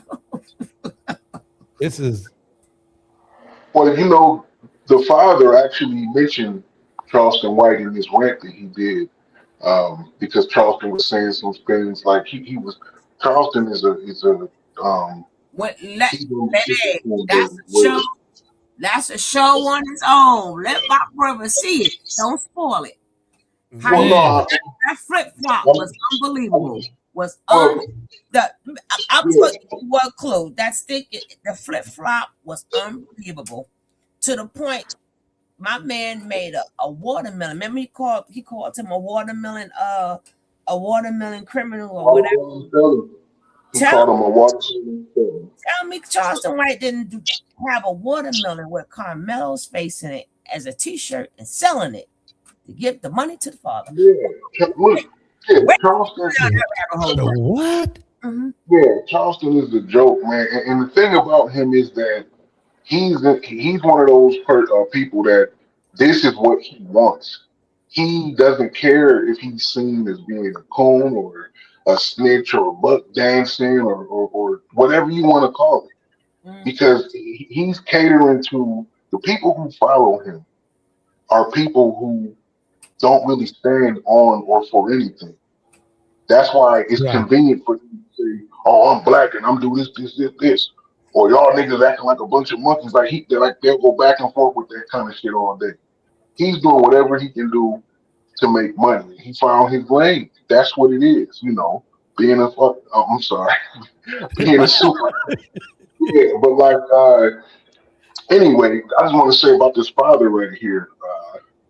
So this is interesting to me because when you publicly, especially in today's day and age, come out as anybody, but even as a white person, and you start just publicly going after any race, right? But let's black people like he did against black people.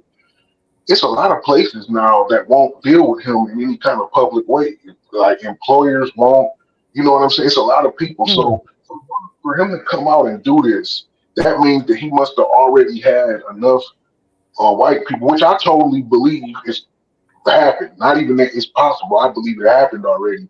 They told him, "Hey, yo, you can go in, dog. You got all of our backing and support.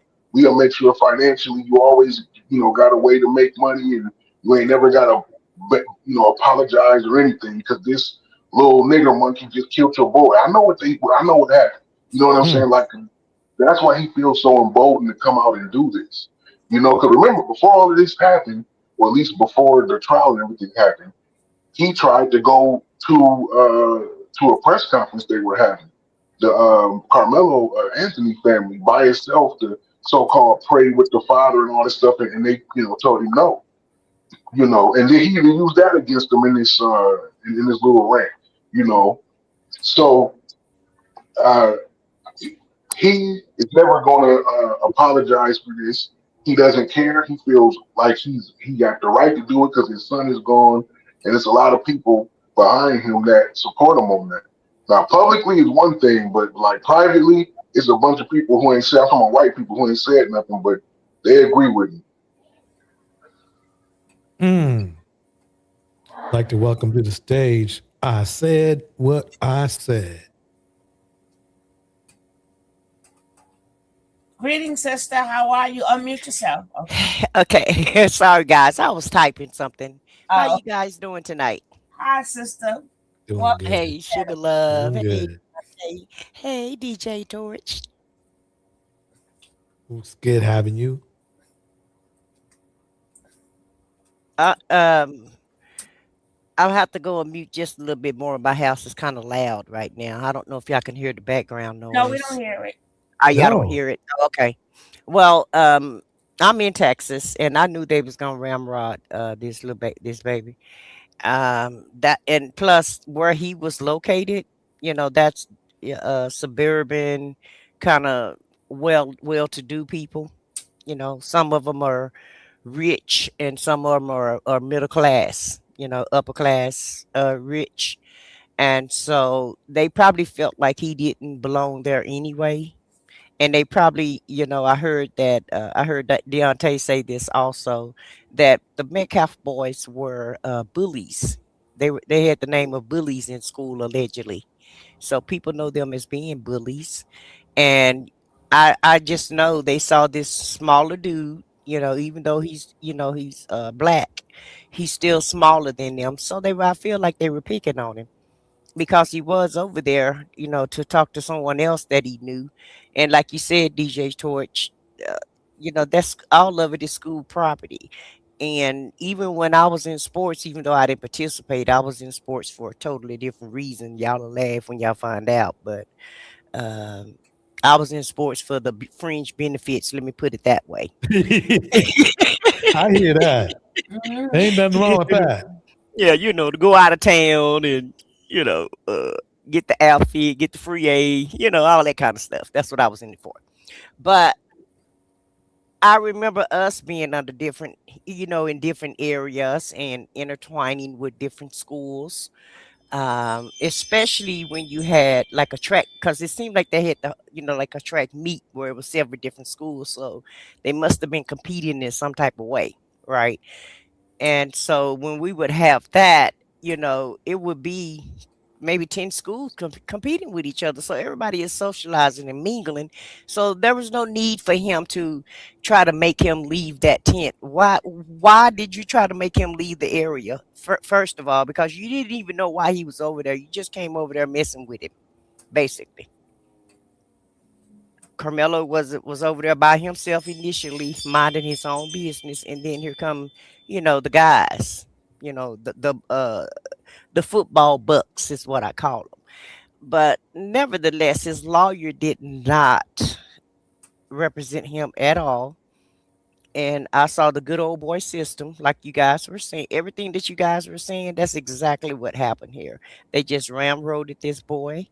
The lawyer took their money, and he didn't even try to defend them at all. There was no uh, like forensic specialists. There were uh, no regular specialists. There was nobody there to talk about bullying. They like Deontay say, they didn't even bring up their school records.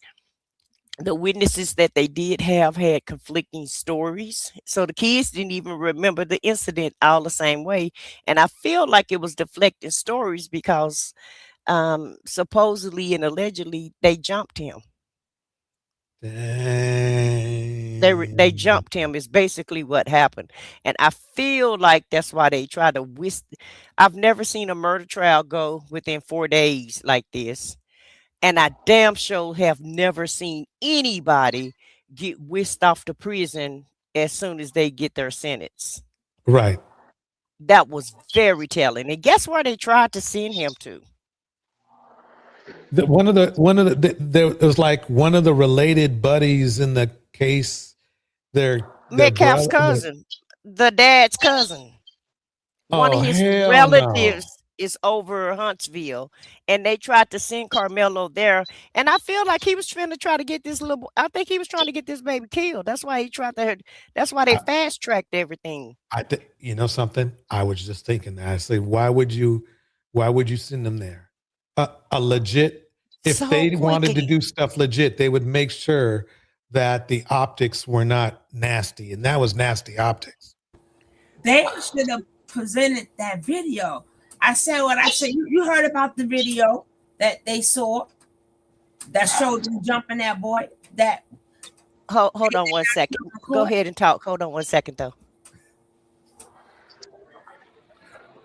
I had heard a little bit about that video from I think it was two people had posted a video talking about it. Was one the last few days. I remember during the case, it was this guy that came out and straight up lied and said that they were showing the video in court of him being jumped and it was in 4K and all that shit. And it was Yeah. just that's the shit I'm like, what are you doing? You know what I'm saying? Like you didn't think that this was going to come out? No, what happened was it wasn't the video of them jumping. They took a snippet. Remember, all I do had phones. So they took a snippet of another video from a different angle. And all of a sudden, they don't have the correct, because I think you're supposed to watch it in 4D or something. All of a sudden, they don't have 4D. So what the people see in the court was like really cloudy and gritty. You couldn't see everything.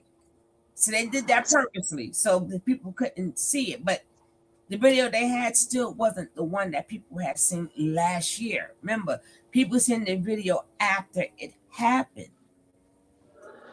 So, but couldn't this lawyer have gotten the video? See, this is where everybody's trying to figure out.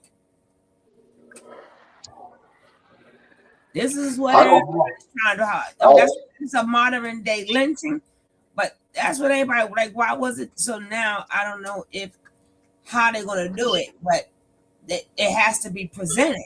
But you're not going to tell me I'm sitting down and they keep making it known. Sitting down, minding his business. Sitting down, mind. They've been making that known for the longest. So for me to get you in the chest, baby, that means you are over me, and you ran Right. into that. You ran into that knife, baby. They didn't even do no reenactment. That's what I said, sis. That's what I said. There was nothing. I mean, I don't know how court go these days, but it was like this dude did nothing but take their money. And I don't like the fact that all of these advocates and all of these lawyers and people, everybody have something to say right now, but no one warned Carmelo's family that he had the wrong lawyer. I think it No, might have been. I mean, huh? it's. I'm sorry, Sam, with this. I didn't mean to interrupt you. I was. I don't think that is exactly how it happened. I think publicly to all of us, yeah, that's exactly what it looked like. It looked like they just took this dude without no provocation, you know. But I think that that there had to be so many people coming at them trying to do this case either pro bono or saying that they were, because if you can get somebody off on a national case like this, especially if you feel like you could really do it, you would do that for free if you was a really good lawyer because uh, of the press. Yeah, the publicity. Yep. But even if you didn't know somebody, she could have called Ben Crump's office and said, "Hey, Oh no, who shall I?" Well, he's the little Johnny Cochran Jr. So whatever. That's who we got. That's who we got now. So let me ask one question. Did you guys hear about? I thought, was it AI or was it for real that 50 Cent said he would pay the legal fees? I guess for the appeal. Oh, I don't know.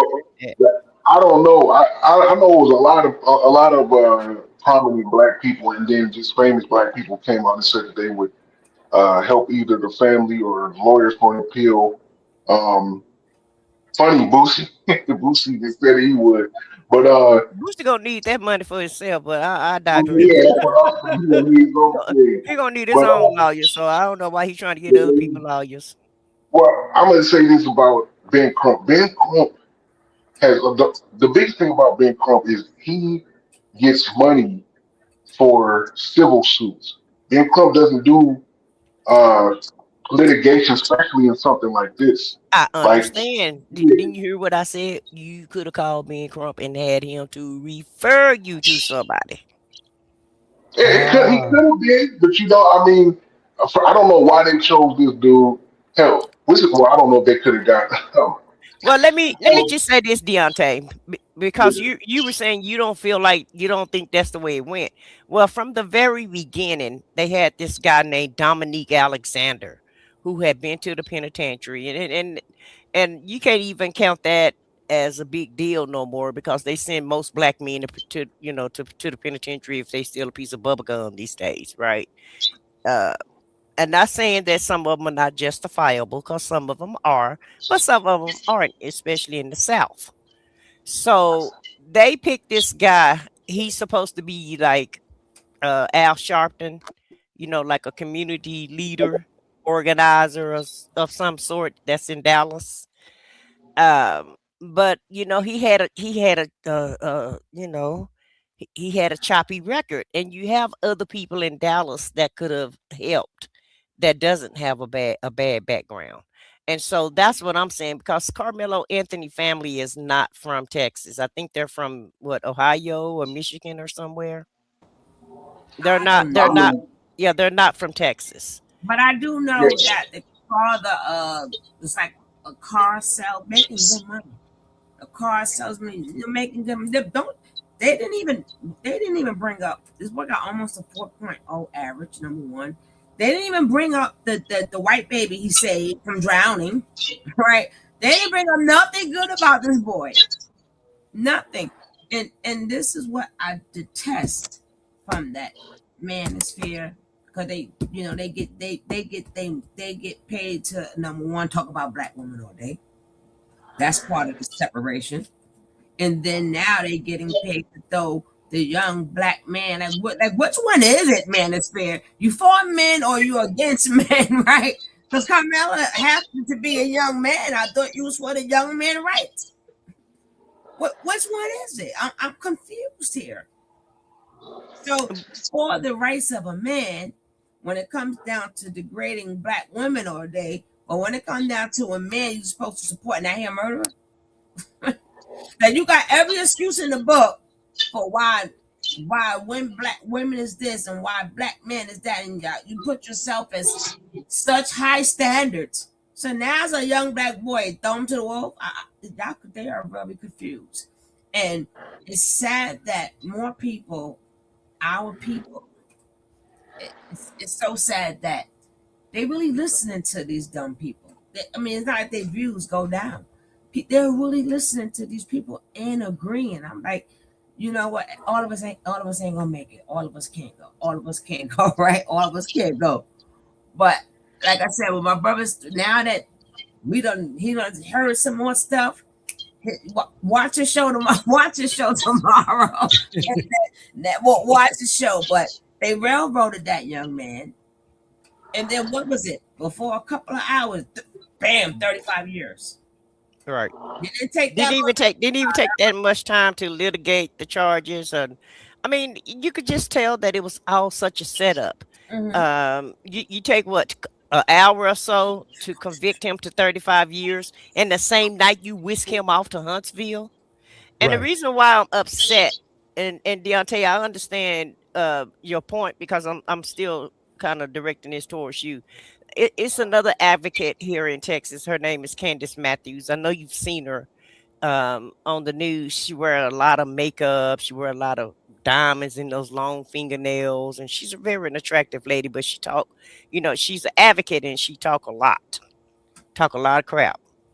And she was saying that she's going to help out with the appeal. She's going to select some attorneys for the family to choose from. But she's gonna let them do that. Well, why you didn't do that in the beginning? That's what I'm saying. I have it. Now all of a sudden everybody want to help out, and nobody was giving no type of, in my opinion, and that's just the way it looked. It doesn't look like the family was getting good advice from the jump street, from the people that they were dealing with. Because like I said, this advocate that they had, there was a big backlash about him in the beginning. Especially with the GoFundMe. So they kind of got rid of him, and then they hired this lawyer. And I do understand that, you have to understand this if you don't understand this. A lot of times in the South, and when you're dealing with these little small towns, and you choose a lawyer from somewhere, just say for instance, Ben Crump would have referred a lawyer to her, and that person, just say California, if that person had been from California, well, they already hate California in the South. Okay, so it's already a prejudice from the state, from the blue state. So if he would have selected anybody from a blue state, that would have been a mark against that lawyer, and the judge would have been prejudiced against that lawyer, because they don't want anybody else coming in from another state representing their people in Texas, when you could have got a lawyer out of Texas. And why that counts against you, I don't know, but that's how they do that. That counts against you when you bring another lawyer in. It's like, it's like somebody else treading on their territory.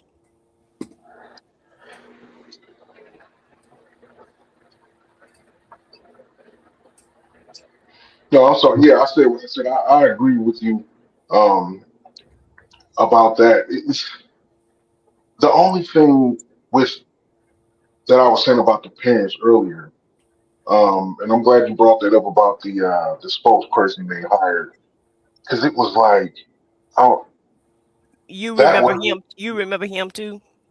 Well, yeah, all the stuff that what he went down for when he got. I mean, he got locked up, I think twice, and he had like I mean, the dude was just on some trash and on some terrible shit for that he was doing. But the thing is, though, picking somebody like that to represent you, and then hiring this lawyer, and I was like, well, maybe this is one of those cases of, they want to get a white attorney because they don't want people to think that they're doing the whole black power thing. Man, fuck all of that. You know the situation that you're in. You get the best attorney for your son. This is about your son's freedom. It ain't about nothing else. Like that's one. And after I saw the interview that they gave, I was like, oh no, this is they. The father said it. He said that we are like we keep to ourselves. You could tell like he was kind of he wasn't like a beta male or nothing, but he just wasn't like a public talking like that person. And the Yeah, mom, they're more private people. yeah, they're private people, and she was just done. And the way that they were talking about, because I think they got 2 other children or 3 other children, and he's the oldest, Carmelo.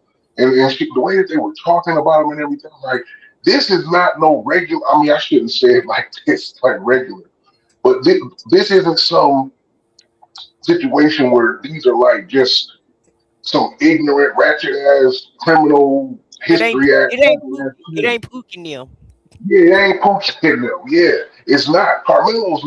Do you know how hard they were scrubbing this dude's social media to find something negative about him? He had no criminal record. He had no suspensions. He had no history of any kind of anything negative, so they couldn't say that. They couldn't even find no hood ass looking nigga pictures of him. You know what I'm saying? Because like he didn't have it. And you see, this whole time we never heard the dude speak. The only time we heard him speak was the audio from the police body cameras when he was initially when they came to the scene of the murder or the killing. And you notice in all of his pictures, even this one DJ got up, it's like he's stoic. He's never smiling, but he's never angry. He never looks sad. Even after the thing, he just had this stoic look on his face, like he's just the coldest motherfucker ever. And I don't mean that in a negative way. I mean like he's taking what's coming. He's handling it as a man, Yeah, and he's not breaking down like they thought he was because he's such a small dude. I think they were trying to intimidate him, and I feel like in a situation like this, while they trying to send him to the penitentiary and thinking things are going to happen to him, I don't feel like nothing's going to happen to him. I feel like he will be protected once he go down because of the situation. I guarantee you nobody's going to mess with him. Yeah, man, like that was just, and I mean, they gave the jury, I forget what they call it, something of passion. Basically, when they were coming up with how long they should sentence him, the judge told them that they can add this. I forget I how. thought they did. No, they said they didn't give him crime of passion, but they gave him the choice of manslaughter, and they didn't even select that. Well, that's what I mean. But that's basically what manslaughter is, though. Manslaughter is when you had no intent on killing somebody, except for something happened, and in the moment, that's one of those like you walk in on your, a husband walking on his wife getting smashed out by his best friend, and you just blow the best friend's head off. Like he didn't plan on that, but so it's manslaughter. So yeah, you go into a tent to sit down and chill. Dudes attack you, you defend yourself, and one of them die. Yeah, manslaughter. So they didn't even give him that. That's what I said. When they gave him that, I knew this whole thing was done when there was no black people on the jury. They dismissed everyone because the lawyer didn't even try to fight for that. And this is why they're going to get an appeal. They're going to get an appeal because there wasn't any black people on the jury, and the lawyer didn't fight for it. Then the second reason is because his parents was getting death threats, and so was this man, the father. Maxwell's father was getting death threats, and they both admitted it. So if y'all getting death threats, then it can't be in the same county, the same area. Where if both people are getting and the third thing, you see that they arrested the boy Jake Lang, right? The white boy, the one that said that Carmelo Anthony should be swinging from a tree. They arrested him for terroristic public threats. They put his bond at $1 million because they saying that he was inside. And he said, if the jury doesn't convict him, then we the people gonna handle it and get justice ourselves. Yeah. It's like, what does that mean? You threatening the jury? You said no He matter was what happens? encouraging people to unalive this boy. And don't Yeah, so it was too much. if they are forced to show that video, then it has to be a new trial because that's what present new evidence. That's another way of getting a trial, or I mean an appeal or a trial if it's new evidence that is permitted. So they need to get that videotape. It has to be subpoenaed. Why are they holding the videotape of them jumping him? But if it's really a tape out there showing that, especially this to the point where people have You seen have it. to remember, before the video that the people saw was before the case. It happened right after it. So people think this is last, if I'm not mistaken, last April, not this April, but last April, it was seen. And a lot, even, and don't forget, some white people seen it too. But and a lot of people has been coming out saying that's not what we saw in the video. That's not what we saw in the video. The video exists because they got the paper where the people logged in, they got their name, they got their ID, and it showed you that they did log in to see the video. People wanted to know what happened. People making it seem like it was just now. No, they been saw this video. Now that people are talking about it, now they're, how you know it's a video? Because now the school saying that, or because people want to record it, they're not letting anybody else see it. So that's letting you know it exists, because you can't stop people from seeing something that doesn't exist.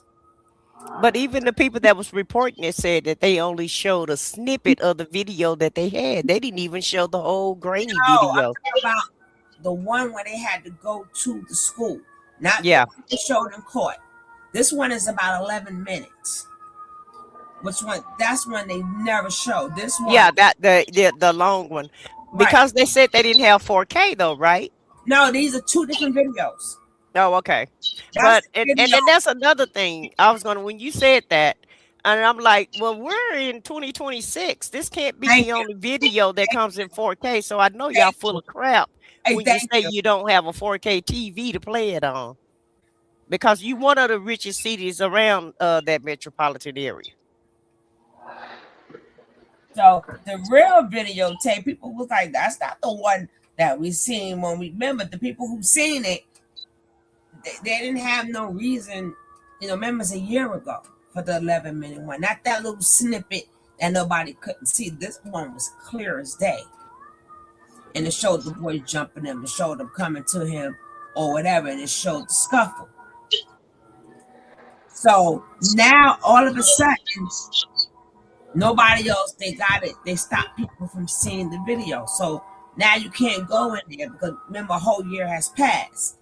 So being that they're all working together to lynch this young man, you let us know off the top this video exists, because now why nobody can't see it now? If it's public, if it's for the public to see. But their excuse is they don't want nobody to record it. Why? Why we don't need to record it? Show the video. Show the video. Well, they had to show the video to his parents also, so they can attest to what you're saying. No, they would have had to go up there to see it, right? But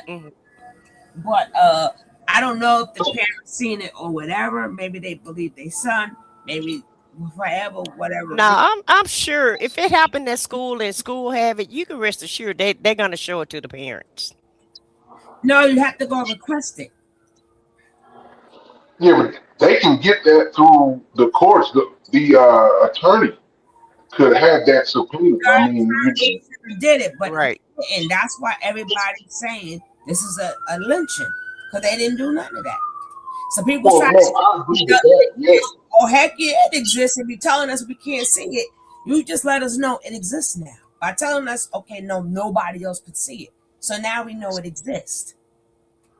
well, yes, but if that's the truth, then they done then, because if they have something and they saying can't nobody see it, y'all a public school, y'all not underneath Y'all not above the judicial system. So yeah, the lawyer can force that. He can get almost any judge to get to And let's not forget, the judge didn't allow it. He allowed it the one he wanted to be seen. Let's not forget that. They all work. And that's what I was saying. The judge probably not all the things that we're saying that they didn't do. The judge may not allow them to do that also. And also, the dad know the judge. What? Supposedly, Man. allegedly, and supposedly, the dad either know the judge or he know the DA, but they know each other. Oh, that's good old boy stuff right there. Yeah, so you can get the trial thrown out just because of the improprietorship. Yeah, I mean, yeah. They should have recused. The judge should have recused himself. Judge should have recused, and I believe it was the judge because that's what I said. The judge should have recused himself if that's true and that they know each other. I know they're not that stupid. They can't be that dumb. Right. Well, we're gonna find out. That's Or for sure. brazen or blunt. Dang. But that's one of the things that's out there in social media. You can't believe everything. 50 Cent just stepped in. This not the alerted news. 50 Cent just stepped in. So he did. Let's go. If 50 Cent steps in, 50 Cent say he's willing to cover every penny of his appeal. Just got this in. Just came in. I don't know if y'all can hear it. Okay. If he hear gets involved, there will be an appeal.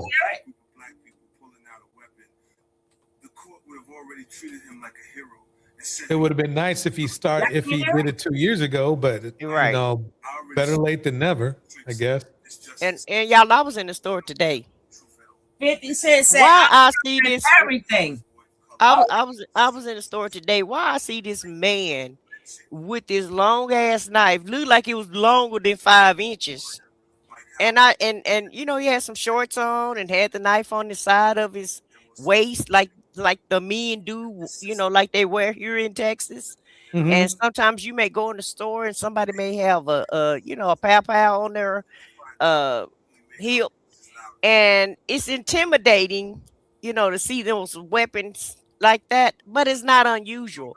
And they kept harping on the knife, that why he have a knife. Every dude in Texas got a knife. It's like that's like a signature thing when you grow up in Texas. And from about I think my brother got his first knife when he was probably like 13 or 14 because he was in Boy Scouts. And when you in Texas and you started messing with knives when you a kid. So for him to have that knife was not highly unusual at all. And I feel like because he was so small, he probably was bullied a lot. I mean, the thing is that it's barely a knife. It was barely a knife. Remember, it doesn't matter, number one. It doesn't matter why he had a knife. Because it was like a knife that you could do other things with. Right. But and you can't say why he have a knife, because out of all the people who was there, you don't know who else had a knife. But the reason why you won't know if somebody else had a knife, because nobody messed with them. See, a lot of them probably had something. You going to different people's territory or whatever, you already know how they get down. So I'm quite sure Carmelo wasn't the only one with a knife. The reason why you wouldn't know if other people had a knife, because they wasn't bothering nobody. I mean, last I knew, Texas was like the country, right? That's country. And everybody carry a knife in country, like what I said was carrying. And this was like a Swiss Army knife with a lot of little other tools. Right. That's not exactly something you carry around. A premedicated person would carry around and go, yeah, I'm really going to get him with this 3-inch, knife. Yeah. I mean, people just don't think like that. They're going to carry, a 12-inch knife or a machete or something. Then it would have sounded, it just seemed like that's all he had at the time to use to defend himself. That's what I'm starting to hear, especially if you're sitting down. It's like, well, I got this here. If they start going off on me, I'll I'll do the best I can. You know what I mean? That's the problem, that they didn't have the young man testify himself. He probably could have explained himself out of this if they allowed him to, because it's like, so what were you doing with the knife? It's like, hey, I just carry this shit around with me. Same with, Joe carries his, and Ronnie carries his, and Alice has one too in her purse. We just have these little cute little knives. So what do you think you're gonna do with that knife? Nothing. It's just 3-inch blade. What are you talking about? He got lucky. If his goal was truly to delete that dude, he got lucky doing it with that little blade, because that's barely long enough to strike, a vital organ, except if you cut somebody in the neck, if you know what I mean. And I think it sounds like to me that I think the gut feeling I have now is that it's just all he had. It's just he probably was just jabbing it out there to try to keep to warn the guy, stay away, stay away. People do that all the time. So I won't know until I need to see the tape. But the thing is this. How did he get a little dude? How did that tall dude get so close to that little dude where the little dude could reach him? Because he fell into that knife. He fell into that knife. And I'm like, it doesn't take a rocket scientist to spell it out. When you launched that boy, if he's still sitting down, he's like, oh, they see him with the knife, and that probably pissed them off even more. Remember, they do jujitsu and stuff. So they figuring, okay, this little knife, it ain't gonna hurt nothing. What's it gonna do to me? How many times did he stab him? You know where that one time. Because he launched into him. He didn't mean to kill him. No, but I think when he pulled it out, being that these young boys got tempers and stuff because of their father. Yeah. So I figuring, I'll probably take that knife on him, twist, they do jiu-jitsu, but I'm gonna do a karate move on him. Or he thought he was gonna take it out of his hand, however how it may be, whatever he was thinking. This is my thinking. He just didn't, This is my thinking. We won't know what the full outcome can be, but we know one thing, because that was a poorly run trial. We don't know what the end will be, but that's what I see. I see whether it's a poorly run, it was a poorly run trial if you wanted the name of the law to be even. But if you wanted to railroad somebody, it was run perfectly. It was business, you know what I mean? It was business as usual. All right. DJ, can I say this? Mm-hmm. I went to jury duty in Dallas, right? And Frisco is probably about 30 miles from, about 25, 30 miles from Dallas, which is really nothing when you're talking about a metropolitan city. I could get over there probably in about 20 minutes from Dallas. Do you know those people select? We had it was almost like an auditorium on the jury selection of people that they have to choose from. So my whole thing is, you didn't have any black people on the jury, but I also heard you only had 3 that you could select from. Why was there just 3 black people to choose from? Because it's way more than 3 black people that vote in Frisco, Texas. Right.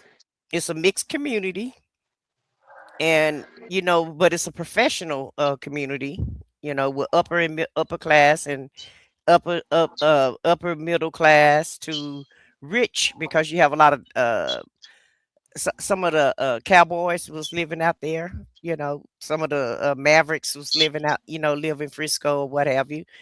And it's just a new community that's just started thriving within the last 20 years. Prior to that, it was like little dirt country town, little dirt roads, good old boy system. So they're still running that good old boy system that they had 20 years ago. And you can tell the way that they conducted themselves, the way that they ran this trial, they've gotten away with this so much till they just thought, even though it was high profile on social media, I feel like they just thought that they could just get away with anything and, business as usual, like they've always done, and nobody was going to say anything about it. Yeah, he can Right. appeal, but, he won't win the appeal because it's Texas. Right. And they all friends with each other, So all the judges and lawyers, and they all go to the Republican convention together, you know what I mean? So they all know each other. And I'm not just talking about in one area, I'm talking about all around the state. All the Right. popos stick together. But So that's the point I was trying to make about that this video is for. It's like you see all these. I was kind of surprised to see a lot of red pill dudes. Except, I mean, I played one who was supporting the result, but most of the red pill dudes are like, "Wow, look what happened to the black man. This and that, and this and that." And my point was, well, y'all voted that judge in. You all didn't want the black, y'all didn't want the liberal, judges or anything like that. You wanted to vote for, the T Rump supporters, and so you got this. This is the judge set and the DA set. You guys voted these people in, whether it's because you didn't support, the liberal side, or that you voted against the liberal side. The bottom line is, y'all, those particular men who are now mad, who first they're like, we support T Rump, and then now they're mad because this young brother is getting railroaded. It's like, wait a minute, you got to choose. So you chose wrong. That's my point to the Manospheres. Y'all chose wrong. Y'all thought you were better than other black people who are looking for, who are woke per se, and you chose who you thought was supporting you, and they didn't support you, because a lot of these men, they have to understand they're either next or they could be next. And nothing can stop them from that. And the only way, I'm not saying like if you get in a different, who was that young lady who ran in Texas? Jasmine. I mean, it's like this. And Jasmine Crockett, wasn't she a lawyer like for a criminal lawyer before, right? I thought she was working with the NAACP. Yeah, I mean, no, she don't work with her. I forgot who she worked with, but not with them. Of course, they didn't show up because they're not representing everybody else, but the people who they supposed to be standing on. Well, I wonder, them 3 black people that they did try to play like they were selecting, I wonder were they Republicans also, because that they might have been, but Yeah. see how these people think, these good old boys think, is like, we don't want to take any chances. You see what I'm saying? Unless they knew, unless they knew they were going to get like a fresh and fit, like you were going to get Myron, or you were going to get that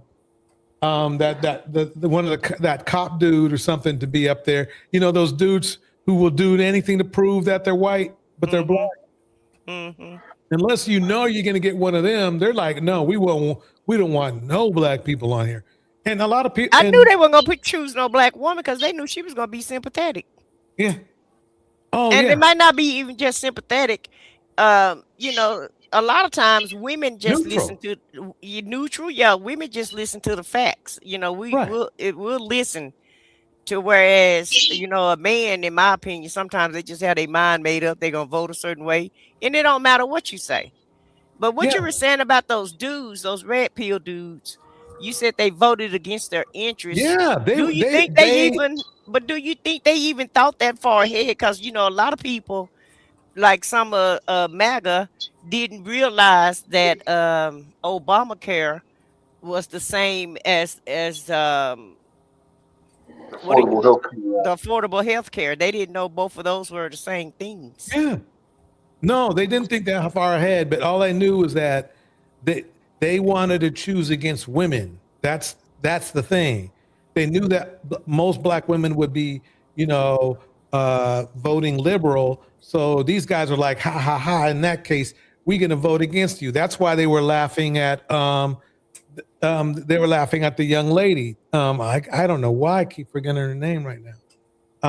Jasmine Crockett. Jasmine Crockett. They literally laughed her off of the whole thing, because if those men would have voted for Jasmine, she would have been in.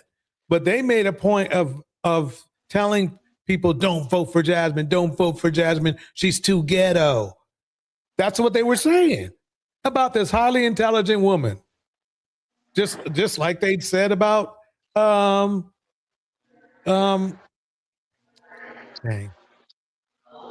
It'll come to me and say, Megan Thee Stallion. Oh, Megan Thee Stallion. Yeah. you DJ, you killing me, man. But the thing is with the jury selection, these people, they don't play around when it comes to being on code. Something that you hear about the world. They don't fuck around with that, because it's like it was a scene from that Superman vs. Batman movie when Alfred was talking to Bruce Wayne, was like, why do you care so much about trying to stop Superman? He's saving the fucking planet every day. And Bruce said, if it's just a 1% chance that Superman turn on all of us, none of us could stop him. So we got to take that 1% as an absolute certainty. And that's how white people treat us. If even a 1% of us, if they feel like 1% of the black community is doing anything in unison, or anything that's going to actually drive change for them, they got to shut it down like all of us are doing. So yes, they are not. It don't matter if it was a super cool bootlicking super Negro. They would not put them on that jury just in case it was a 1% chance that motherfucker said he ain't gonna vote guilty. So that's why that and I couldn't agree more. I believe what you're saying is that, see, that and like I said, what I said is this is how they roll in there. If they already got the good old boy system in the mix, that's part of the mix. Is okay. No, we don't even want any. They probably don't even want any nice people on the jury, if you know what I mean. They probably, all of those people there probably had, if you looked at the jury list, I bet all of those people that they had chosen had some kind of questionable interaction with other people of other cultures. I guarantee you. Yeah, but his lawyer could have fought to put somebody on the jury. I just don't feel like his lawyer did him any type of justice at all. None. Other than taking their money. He was down. There's some videos where they talk about his behind too, because they talk about him too. And they just the way they threw this in our face. But I'm like, nobody from the kids, and each one of them had different stories. The father they had to get coached, and then his lawyer only called. This is unbelievable. One person. He only used one person. So I thought I was like dreaming. I'm like, it's over?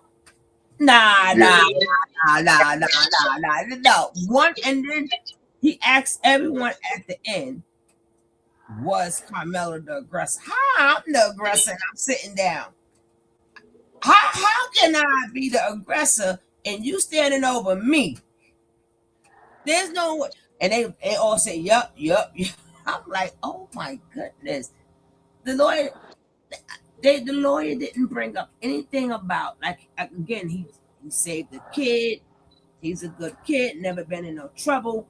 But far as people keep trying to say, why did he bring a knife? Like I said, everybody in there probably has something on him. Just that nobody was bothering them to find out. And they're trying to make that an issue. No, that's not an issue. People carry, and then they don't know if number one, he could have been holding it for somebody. Nobody don't know that either, and nobody don't know that him having a knife could have nothing to do with them. Maybe he had beef with somebody else, right? Maybe it's so many different reasons why he had a knife.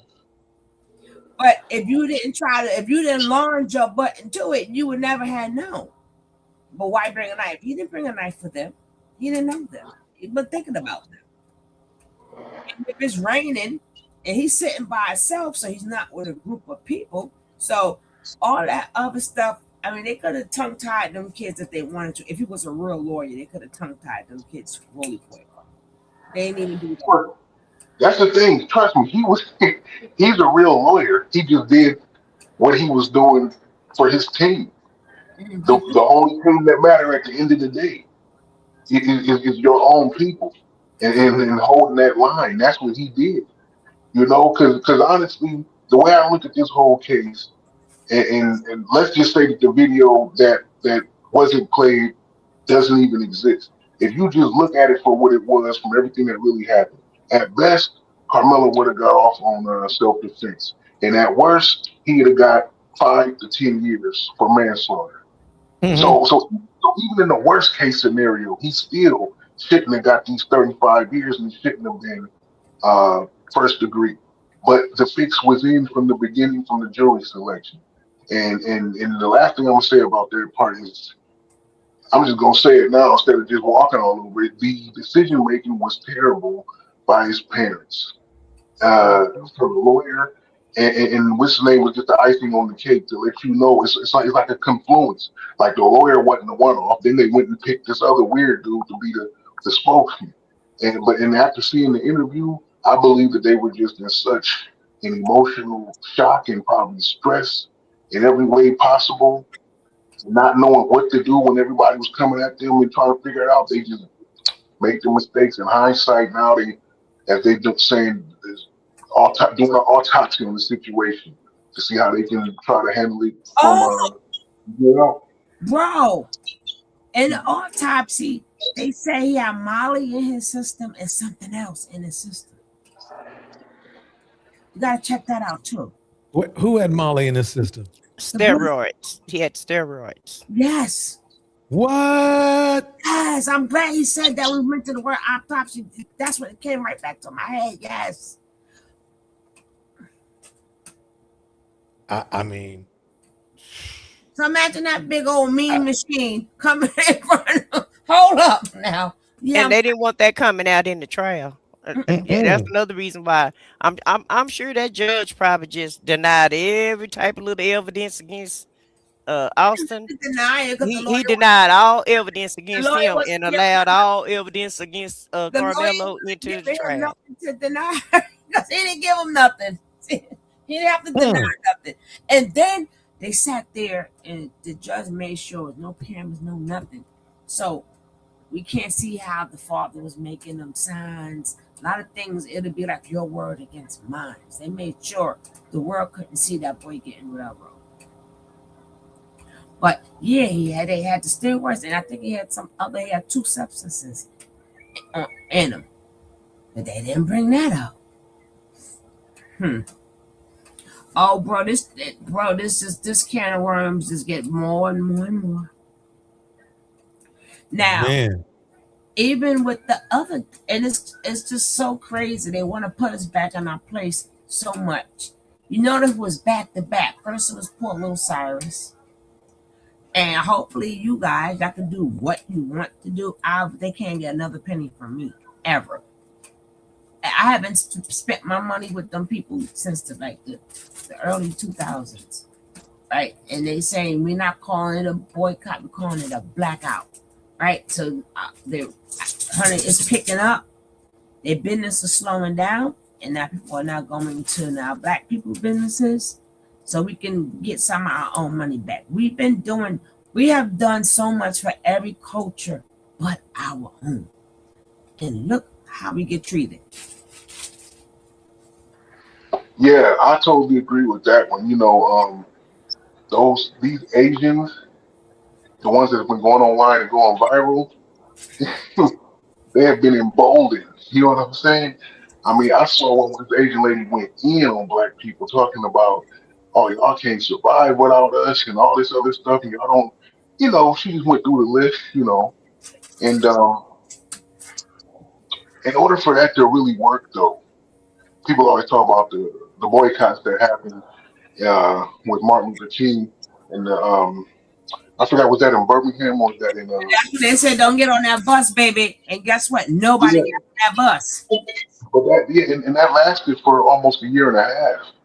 That's what I'm saying. We up here talking about trying to do stuff for one day or 1 week. No, I've been watching. It's been catching on. It's been. Oh no, I understand what you're saying. It is. I'm just saying it has to be we're not on code like how our forefathers was. So, but now they realizing, hey, they're learning how to get on code. So I'll take them first steps. But baby, their stores have been empty. Just like, and then I sent the lady today because I was working today, and they came in with the Chinese food, and I'm like, I wouldn't be the test dummy. If you know that we at war, why would you still eat their food? They might make you the example because they mad at the rest of your people. You couldn't pay me to eat Chinese food right about now. I don't know what you're going to do. And these places got nothing but violations on top of violations. I'm like, what are you proving? I'm not going in there. You might say, okay, this one coming here, let me spit in this one food. I don't like them. No. Mm-mm. So hopefully, we continue it. And like I said, it don't need to be a boycott. How about we just start transferring the wealth back to us? We have never done that part. Yeah. We tried it. You know what happened when we tried it? Remember, we used to all have our own little moms and pops when we were young, depending on how old you is.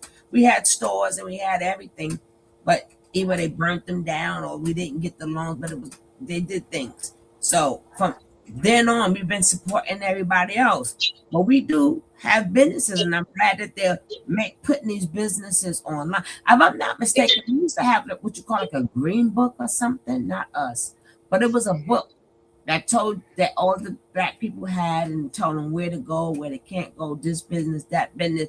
So they may start that again, like for each state, but we're not even mad at y'all. We just ain't giving you no more our money. Right, so they sitting up, they really mad now to the point they're turning against each other right now. I was cracking up. They turning on each other. Well, money is very serious to them. Huh? Money is very serious to them. Like if you needed a penny, they wouldn't even give you a penny. You have to put the product back or give them they penny. Your hate must be really strong for black people. That let's just say that he did steal a bottle of water. That you rather not lose a dollar from a bottle of water. You rather pay an attorney hundreds of thousands of dollars. You rather pay. That's how much you really may want. You want to take us out of this world. That because there's no way I'd rather pay you 100,000, 200,000 to get me off this case, rather than to lose $1. That's a special kind of hate. Yeah, but it not to try to defend him, because I feel like the same way. Why go through all of that over a $2 bottle of water? But in his defense, in California, they're doing a lot of smash and grabs, and people, when they do like little petty crimes and it's under $700 or $1,000 or whatever, nobody is doing anything about it. So he probably mad because I don't think it's about the catch up. You know what I mean? Now I'm pretty sure it's plenty of people probably came in there and took something from him, and that was just the last straw for him. That's what I see on that one. It wasn't no straw, because for that particular case, if you look at the video, the lady followed when he was getting it. The lady kept following him around the store. So when he turned around and seen the lady following him, he put it back like I usually do. If you want to go through all that, I don't want your stuff. So she already knew he didn't steal anything. All that, he has shot in black people before for this particular case. So they already knew he didn't take no water. The lady somebody's car before. he had shot at a woman's car before. The owner, I'm saying the owner he had shot at somebody's car before who I believe he thought they were stealing or something way before this happened. But in that situation, defense.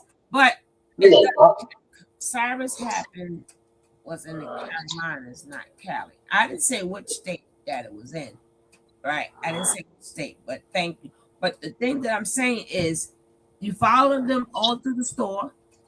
If you watch the kid video, the lady right behind them. So I'm putting your stuff back.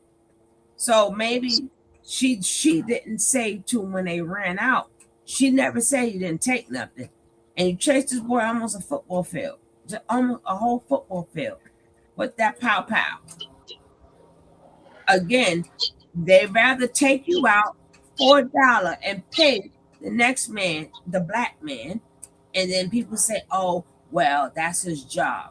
See, this is where we always get confused, because if the shoe was on the other foot and it was a black man had killed a Chinese person, a Chinese person would never sit up there and be a lawyer for a black man after you don't kill one of his people.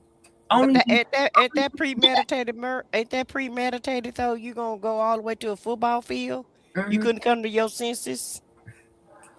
I believe the son. I believe the son shot him. I don't believe the father shot Fosh. I think the father's saying, whatever way this case may go, I put it on me, so his son can grow up. Father, I'm old already, so I got to go to jail. I'll go to jail. But the son shot him, and then they're gonna try to say self-defense. How you figure when you shot him in the back? So he couldn't have not pointed anything at you, because he's on the floor and you shot him in the back. But other nationalities are taught before they even come over here to hate us because of the media and because of where we're portrayed. So they come over here with a bias already. They come over here thinking that we're this and, whatever the news said that we were. No, they come over here because, number one, they wanted to replace us. Number two, they got insensitives to infiltrate us.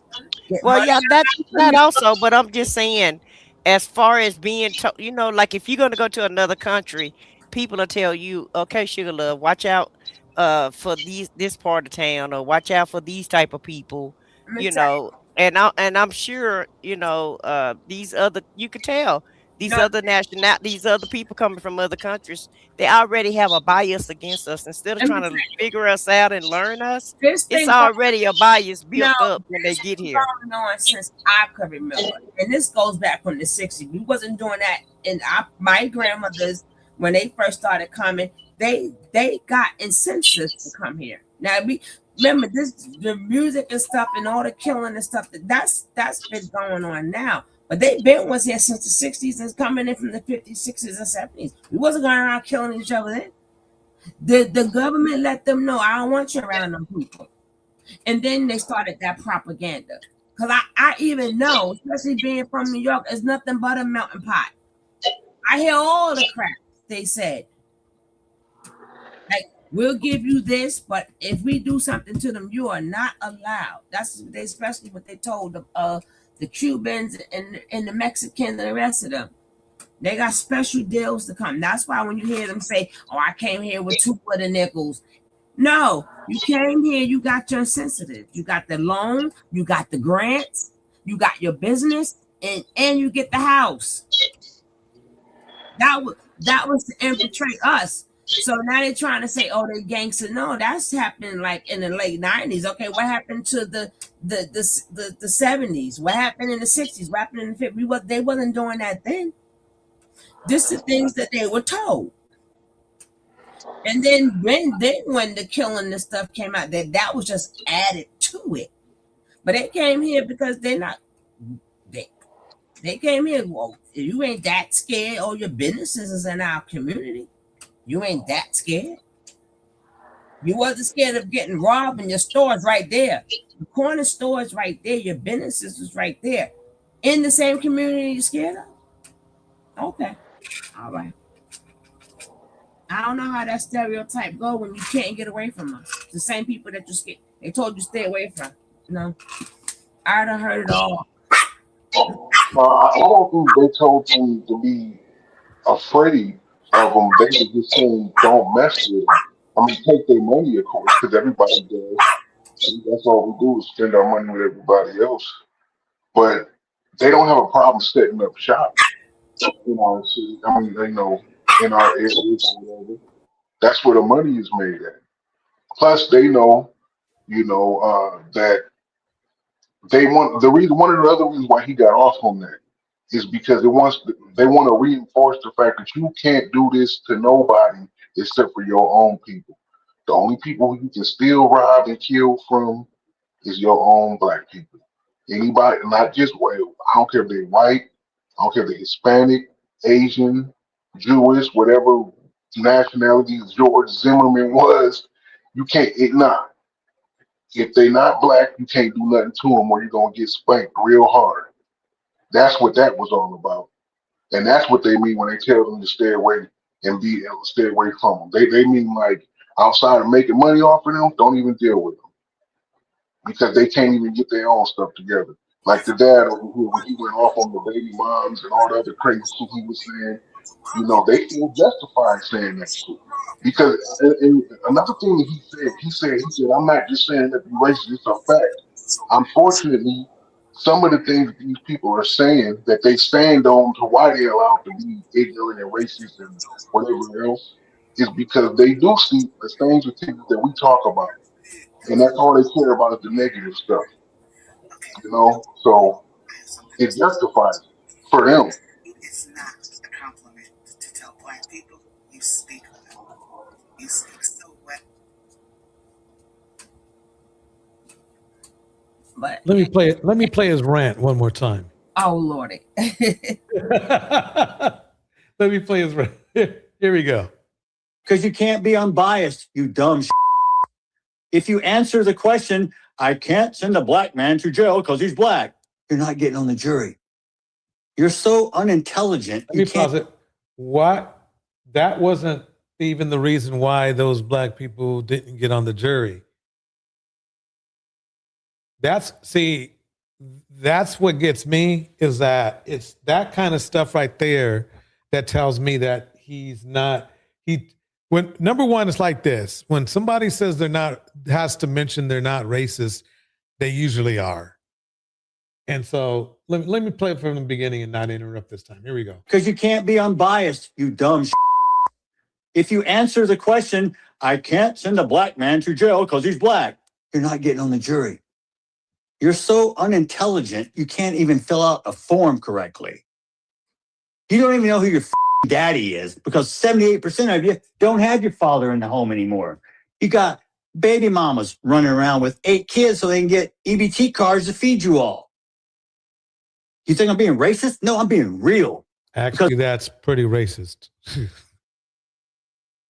Whether it's true or not doesn't matter. His delivery is racist.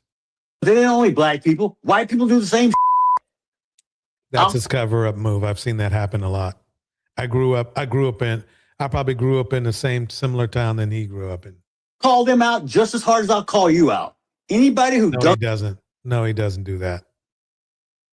Doesn't work. If he did that, his kids would have turned out better if he called out his kids more. His kids were running rampant in the school. That I do know. Free government handouts who want to live in a socialistic society, move to Russia. And the red flag is the handout thing. If he knew better, he'd know that Caucasian people get more handouts than black people do. Corporations get more handouts than black people do. Elon Musk is a trillionaire today because of welfare. Yeah. Well, Walmart gets, oh my God, they get so much free money. It's not even funny. And normally, I don't normally attack people like this, but yes, he does. So if you've noticed, what I've noticed about his deliveries, he's not really a factual type of person. And this is going to work in Carmelo's advantage. Whether it doesn't mean that, oh yeah, he's going to get, a new trial and everything. I don't mean it like that. What I mean is that This is not, if Metcalf wanted to keep the appeal off the table, he's not helping that much. I have been cooped up and caged up and this anger, and this is something I'm trying to work on. I need to. Oh, so you're an angry man. A good lawyer would jump on that. A good lawyer go, oh, so you're an angry man. Are your kids angry too? Like, are your kids bullies? Do they bully people? They're pretty big kids, aren't they? You know, that little Carmelo, that dude was kind of little. I mean, he was probably 5'8" with some boots on. Judge. What's up, Judge? You see where I'm going with this? Mm-hmm. Hopefully, but see, you know what's so sad? I'm telling you, it's a special place in hell for all them red pill people. But I'm gonna tell you how cold look like. You shouldn't have had a knife. You shouldn't have had a knife. You shouldn't have a knife. You shouldn't have had a knife. First of all, you can't tell me what I should and shouldn't have, okay? But coming from, I'm not talking about the white people. I'm talking about coming from the sellouts. But one thing you won't hear a white person say is, you should have kept his hands to himself. Not one. Bars. That's how much on cold they are. We turn against each other. You shouldn't have had a knife. That's murder. That's murder. But they did not say, not saying that all, and I can't speak for all of them, but you did hear not one say to tell their kids, don't put your hands on nobody. Yeah, So, or even a more famous saying is, you play stupid game, you get stupid prizes. yeah, you didn't hear now. That's how much on cold they are. Because they knew that boy was on for going in that boy's face. It doesn't, like if people keep trying, he shouldn't have a knife. It doesn't matter. And the kids were, and the two boys were on steroids. Mm-hmm. This starts to look. They ain't gonna bring that up, right? But you will never hear that. When we grow up, how many times our parents said, "Keep your hands to yourself. Don't put your hands on nobody." Seeing that the parent tells you a lot about the kids. I used to be able to pick out my kids' bully. I'm parent teaching that by me. Parent. Yeah. Phoenix says, seeing the parents tells you a lot about the kids. Yep. You would never hear them say. So now don't think that you're gonna put your hands on people and then now you think that, oh well, it's gotta be equally. No, and nothing gotta be equally. I don't know what you're gonna do to me with your hands. Then they said that, I know why they said it, but they said he got epilepsy, so he can't get in the head or something like that. But they trying to find a reason why he had a knife. It doesn't matter why he had a knife. You can't tell people what to carry, especially if it's legal. That's why he didn't get the charge for the knife. For whatever reason he had it, he has the right to have it. It's not illegal to have a knife. So that's the same thing they'll say about a black man, though. With a pow. Like I said, a lot of people walk around here with their pows, you know, on their hips. But if a black man walk around with heels on his hips, then you know they got questions. You know, they got to ask them questions. They need some ID. You know, they got to harass them or what have you. But his dad, I understand that he's grieving. But in my opinion, grieving is kind of like when you drinking alcohol, because you know how you start truth telling when you start drinking. And I look at grieving the same way. Some people be hurt and upset about it. And this father is hurt and upset about his son. So he's telling how he's really feeling. So I don't feel like he's going to be able to use grieving as a defense also. If he get an appeal and they use this video, he won't be able to say, well, I'm just grieving. I was grieving when I said those words. Because to me, you're going to speak the truth when you're upset and when you're angry. Mm-hmm. Yeah. And you're going to speak from what's in your heart. And that's what's in his heart right now. And that's what he's thinking. And he is saying, he's spewing a lot of vile crap. It's coming out of his mouth. A lot of vile crap. He's spewing motive. Yeah. And you know what make it even worse? Like I said, I'm used to the devil, right? We used to. It's the one that got our color skin. Is what makes it worse. They doing as of their father, right? We know that as of their father is embedded in them. They want to keep that privilege as long as they can. So all of that I couldn't expect. But the people that's our color, I'm like, you can't change your. You could be your pale skin pappy, and you want to keep them happy, right? So you do things to keep your pale skin pappy happy, but you still can't change your color. So you don't know when it's going to hit you or one of your loved ones. And then they want to keep telling them, well, they want to keep the black people and the black parents, which should be written. That's the YN. I'm out here in the streets, and I do nothing. I even got youth groups and everything. They don't. They usually do stuff to people that's in their game. They don't go around messing with regular people.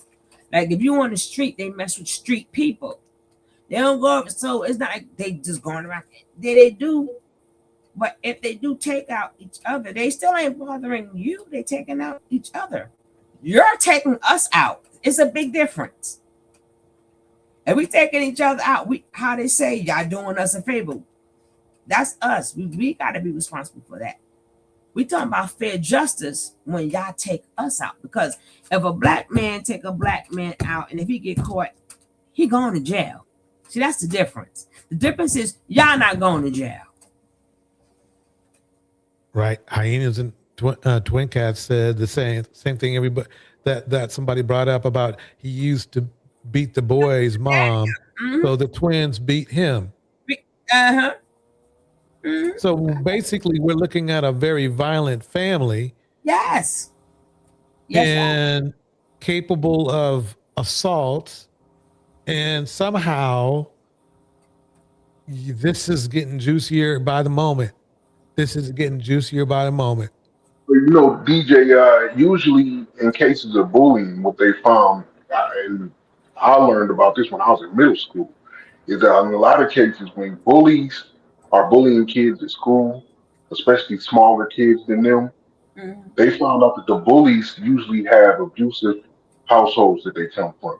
Either they were somebody in the community. So that all starts to really make sense, especially with the brothers.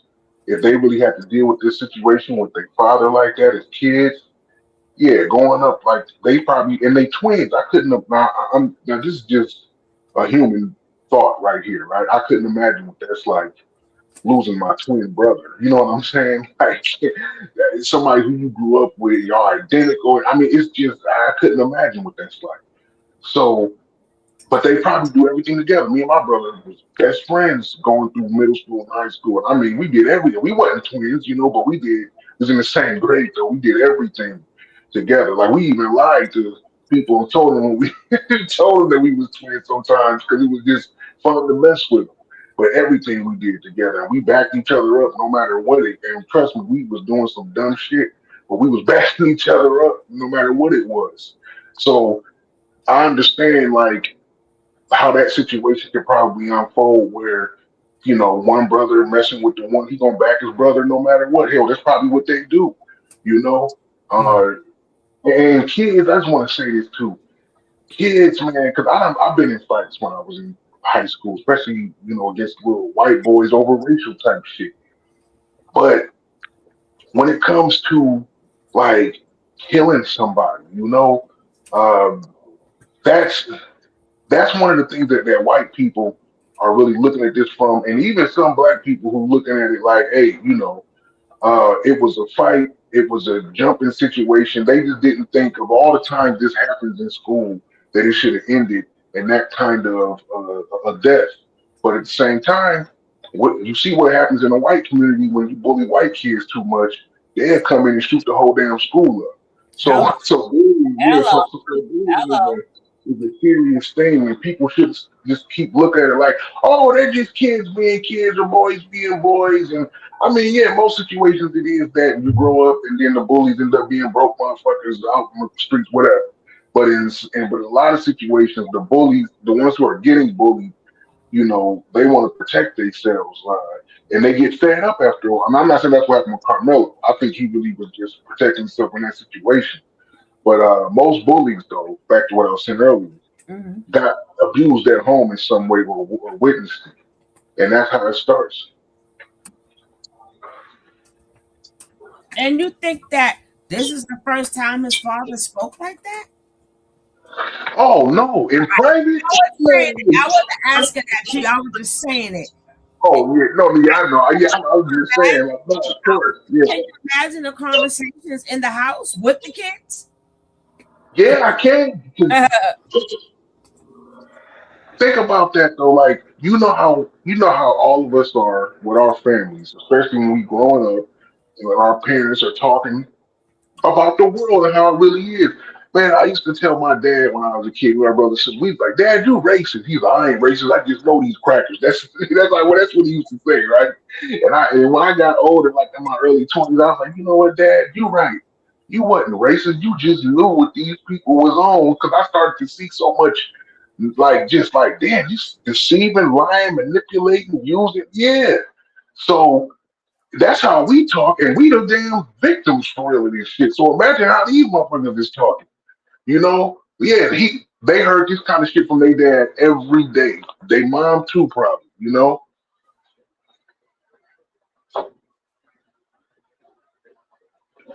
Oh, Twin Cats is talking about the coach. The coach wasn't saying the coach ain't crap.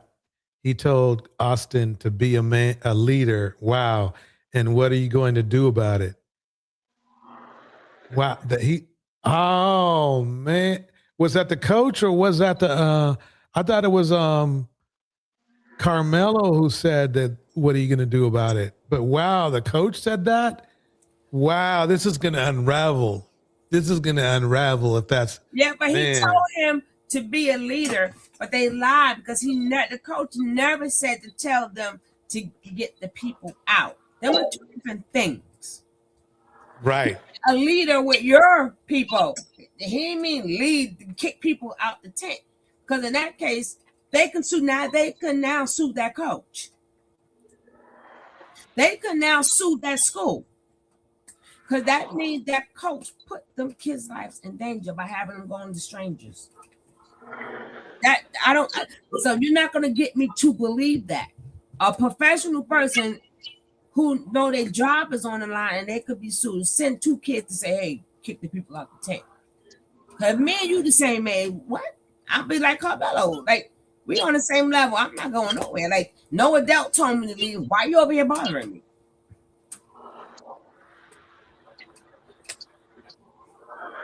So, I mean, they're the Met Cleps, whatever. They could school. They could, if the coach said that under oath, that means I can now sue. They could sue that school. You know, you put them kids' lives in danger.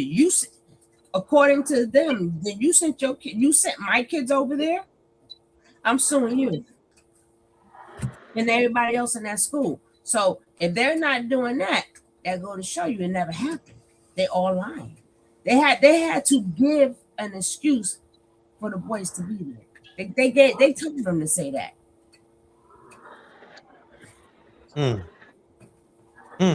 Baby, you could sue that whole school system, that adult sending kids to remove people. You can't do that.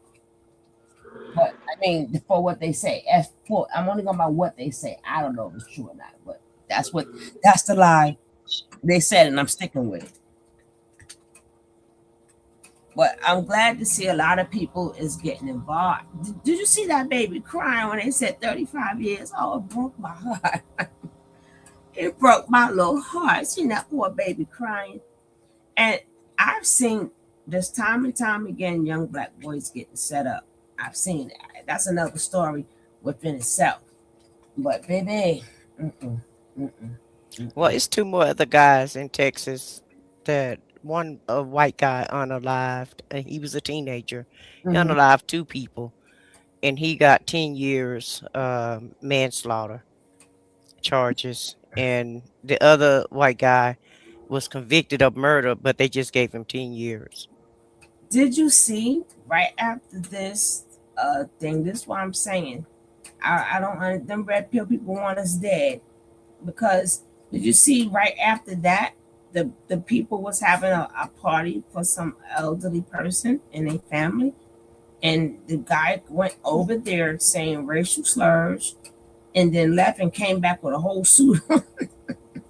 Are you talking about the family reunion Yes, party? and Yeah. they pounded it up, baby.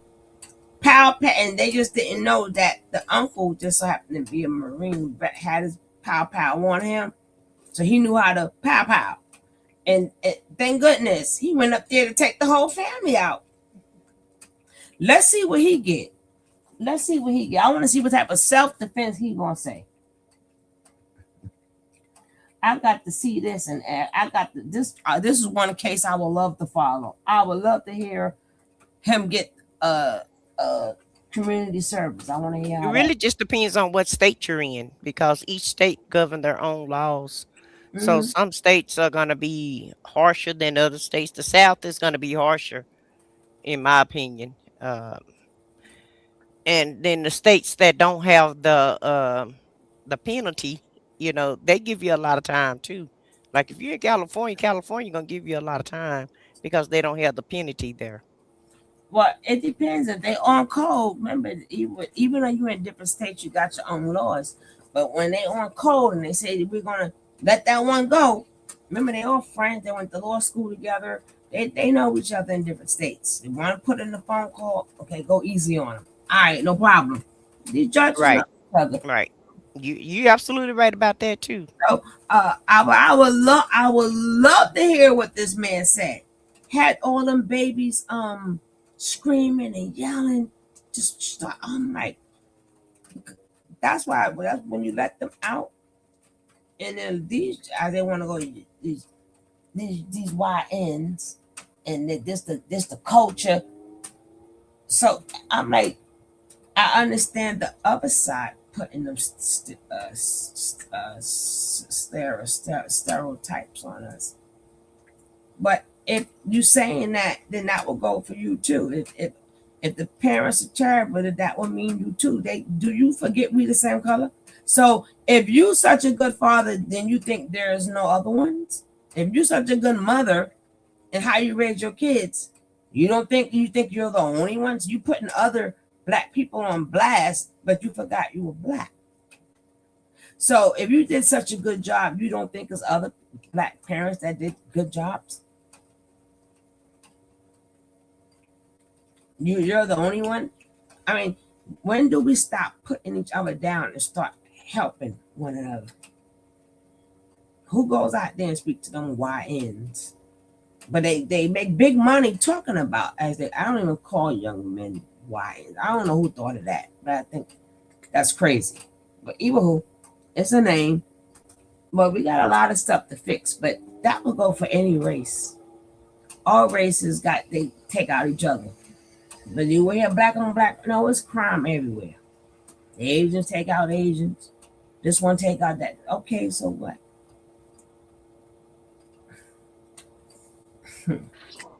Yeah, that's done in every group and race has their own fracture side. I think is what they call it when they killing each other. But ours over here in America is a lot different. It's concentrated because it was designed to be this way, and at this point, we done, we doing it to ourselves on autopilot. But it had to be programmed first. But the thing is, though, it's always an opposite reaction to these things. Like, even though these things that are happening, like this Carmelo Anthony railroading and what happened with the kid with the Chinese store owner, what that is doing at the same time, even if you go back to like the George Floyd situation, even if you go all the way back to Rodney King and everything up until now, it just keeps reinforcing with black people every generation that this is not going to stop. That don't nobody give a shit about us except for us, and we got to stop playing these stupid games. And I think that every time something like this happens and we're on the losing end of it, it gets more and more people galvanized, to want to do something about it. So it's actually kind of working against the white power structure. This is why they're going so hard against white people, are going so hard against Chuck the Builder and against the boy Jake Lang, because they don't want this kind of outward racism being rampant like that again. Because if it does, they know it'll bring black people together. The reason why we were able to do so much together back in the 50s and 60s was because we was getting this outward, everyday, in our face beat down, and we had no choice uh but to combat it and deal with it straight up. We was talking about this before. I said what I said on the live with you and Minion, when we were saying about this is why they wanted to be the racism to be overt. I'm sorry, covert and systematic. They don't want it to be overt and in your face. So if No, these they things don't. They keep don't going, want you in. They don't want it to be like that. They want it to be, because everybody no, need each other. See, yeah, it's like they don't want it because if you put black people in a situation where even the super coons can't deny that, okay, we gotta just stick together because this shit ain't gonna work. Like, um, we would be able to do things that would benefit us and not benefit them anymore. And this is it's something happening on a larger scale that they see. And I'm not talking about the average white races in the street. I'm talking about the elite white people. They see a whole thing happening in this whole world, in America, in Africa, Caribbean, Europe. They don't like what they're seeing, and they're trying to figure out how can we disseminate this shit. And, And it's like everything is working against us. and it's so crazy.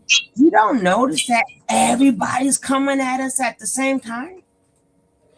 Every other the Puerto Ricans coming out of us, the Jamaicans coming out of us, the Caribbean islands is coming after.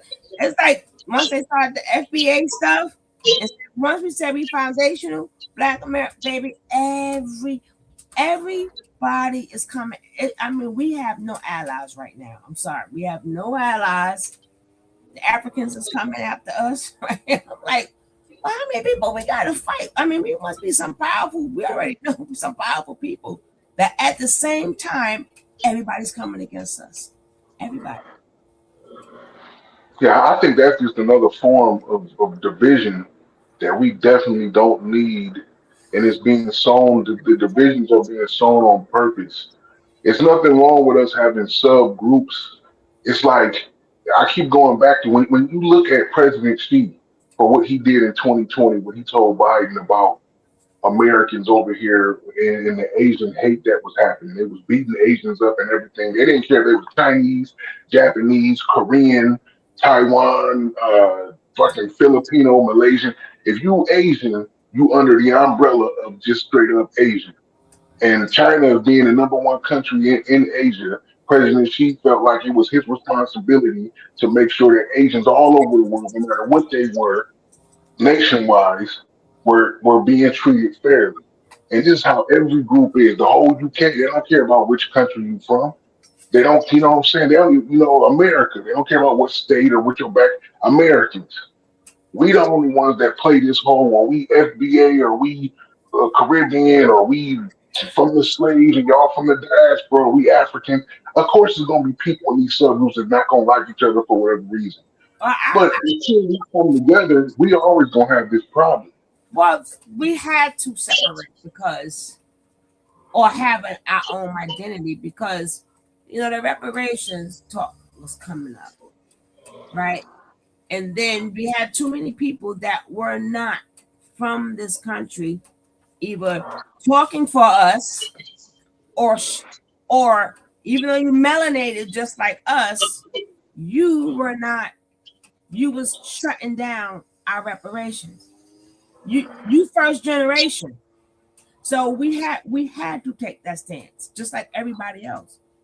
Why can everybody else be what they are, but we can't be who we are? We are foundational. We did build this place. A lot of stuff is owed to us. It's not foolishness, right? People could think it's foolishness, but as you sit back, I would have thought it was foolishness also if I didn't keep hearing how you really thought about us. If I didn't really keep hearing how your group thought about us, I'm like, wow, we don't have no allies. We better stand strong. They all let us know. All the videos is out there. They not coming. All that stuff they had pent in and built up is all coming out now. And it was happening in the dark, come out in the light. The light is out there, and now you're hearing everybody troops about us. So you don't have to do anything, but people still have that right to say, hey, I am FBA and I'm for my people first. Whoever choose not to do it, but just know that you have no allies, that's up to you. But that's everybody's personal thing. And we feel like, yeah, I'm representing my ancestors who built this. And this was us. Because that's basically what it's about. Yeah, so this is what I mean about that as well. I'm just going to use the Asian example again. Like Japanese people and Chinese people, they had their issues with each other. Japan ran China for a second. They have their own culture, two different cultures, two different languages, two different histories, and they're only like 100 miles apart from each other, right? But they still understand that when they have to deal with the rest of the world, they're under an umbrella. So this is what I mean about us. We are the same way. Black Americans, we obviously have a whole different culture. Our culture is the number one culture in the world. I mean, everybody uses it, lives from it, make money from it. They love it. Even racist white people like this shit, you know. But and the other blacks around the world like our culture as well. But we still are underneath the umbrella of being black. If you Google, like just for example, we're talking about Elon Musk, if you Google the richest black man in the world, it's not going to say, it's going to tell you it's Aliko Dangote and he's from Nigeria. You see, black is black. Most So everybody except for us. of us is not African, first of all. No, see, this is what I mean. Black is black to everybody except for. But that's not true. That's not true. That's not true. We're not black? We're melanated, right? We all could be melanated, but the same way they say, well, if you're walking down the block and they want to shoot you, all they know is you black. They don't know. That's not true. So why no other culture but Black Americans are getting shot by the cops? They know how to put their accent on real quick, right? They are protected. We are not. How many of them have gotten killed? If we all melanated and they doesn't know the difference, why are we the only ones getting shot and killed? How do they know not to shoot that one? They was taught how to act when the police come, how to throw that accent on, because they not out to get them. They out to get us. If you go back in time, I will wait. Besides that one man that shot that Amadou, within 400 years, how many other races that's melanated have gotten shot, abused, or whatever by the popo? I'll wait. Wait a minute. So you saying that only black people who are FBA black people are actual black people, and everybody else just has really dark skin and African descent? Let me. Okay, let's go back. The reason why we called each other black, how this came to here, because we were saying black is beautiful, right? And then they are the ones who turned it to I'm not black, I'm not black, I'm not black. But we were saying that we were black and we included all the melanated people because let's not forget the group of Caucasian people are from different places in Europe or whatever also. But all of them got together and just said we're white, right? But they're still different people also. So when we started, we was black, so we looking out for everybody. So we thinking we all melanated the same way the Caucasians say, hey, we got to get together, just call each other white. So we said, okay, let's get together and call all melanated people black. They are the ones who let us know, no, we're not. We're not black. Me not black. I'm this. I'm not black. I'm this. So they are the ones who did the separation. We did not. When we did it, it was to be in an inclusion. But they let us know that was an illusion. And I'm like, okay, fine. So we just kept saying the word. We just continued using the word Black American. But that was the reason why we said black, so we could, all the melanated people could stand as one, the same way the Caucasians did. So they didn't understand. They didn't understand that. So they had to separate themselves if they wanted that money from the government. So I get it. You had to let it be known. I'm not with them. To get them incentives, to get them houses, to get them businesses, to get them corner stores, to get them newspaper stands. So we thinking we included them, and they're like, So the immigrants and they're the ones who let it be known. No, we're not. We ain't rolling with them. We ain't rolling with them. I ain't got nothing to do with them. Their fight is not our fight. If the cops get them, even now, where they at? You don't see them. Right? You don't see no where the Caribbean people. They said they let you know. We're not messing up the incentives that we get for you. So that's how that takes place.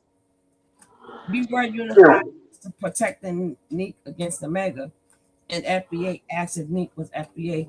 She looked at not FBA, and then FBA's in the comments.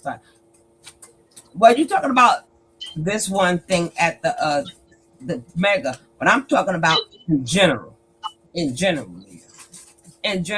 they are the ones. But like I said, I get it. I understand. It's okay. Y'all for y'all people.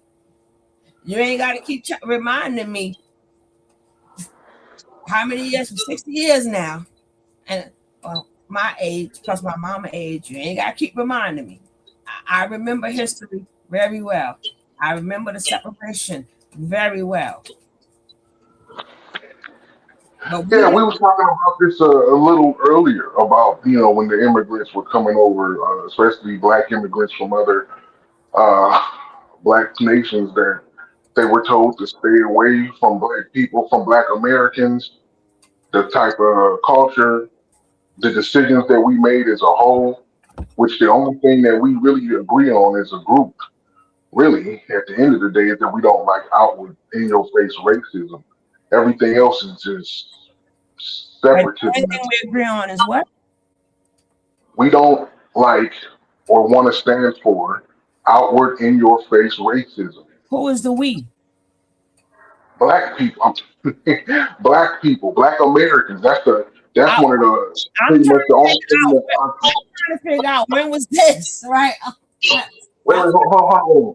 I said black people, the one thing that we all agree on is that no one wants to deal or be in or have in your face outward racism. And I'm asking you, when was this? Since the beginning, since forever. What did they do? What did they do? Hold on. I've never seen it.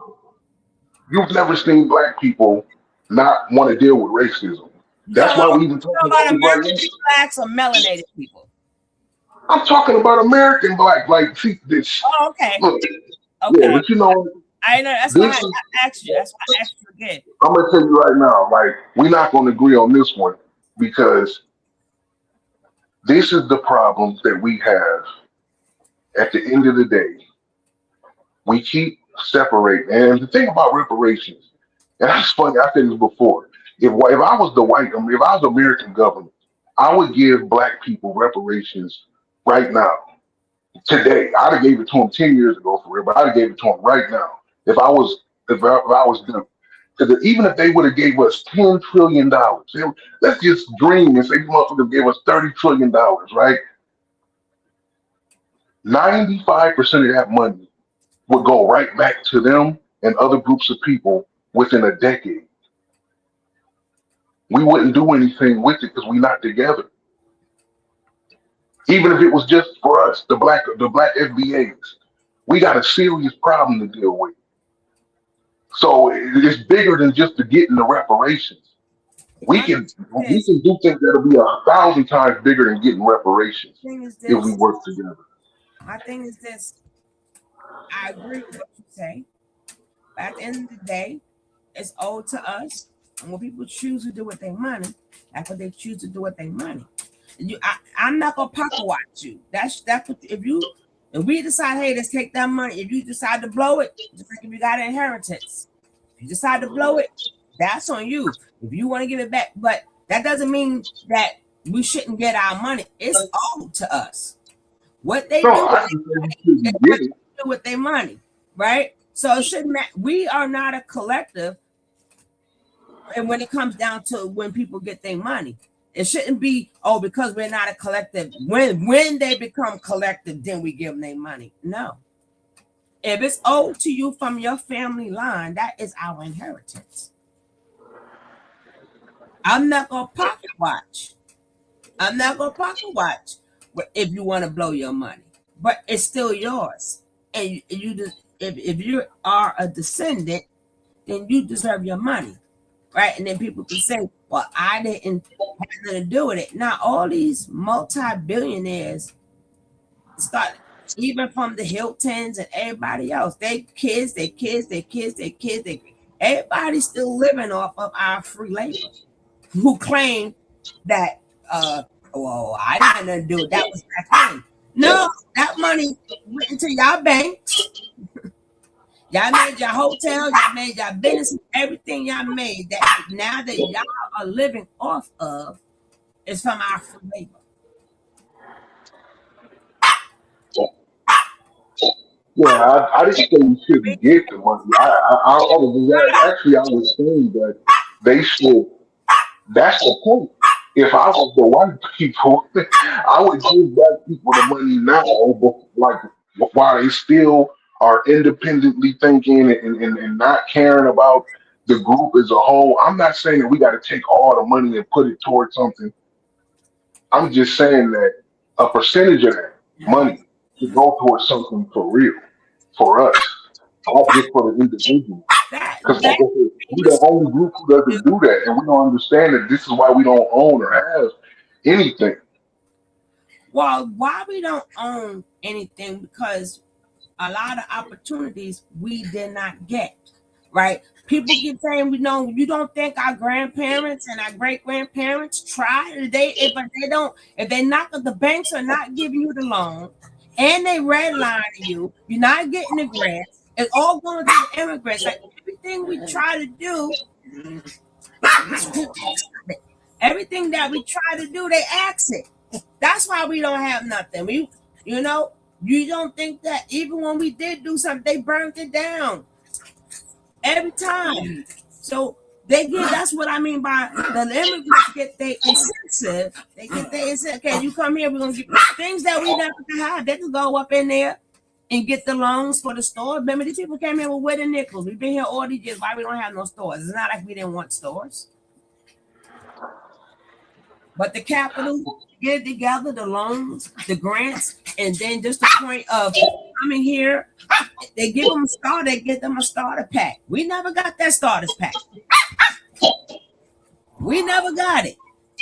So it ain't like we never won it, and that's why we don't have nothing, because we don't get together. No, people ain't getting, and we ain't getting what they getting to start the business. We got a lot of good educated black men who put their money together, or they mess you up with the permits. They mess you up with the license. Or every time you can't buy that land. You can't buy that piece of land.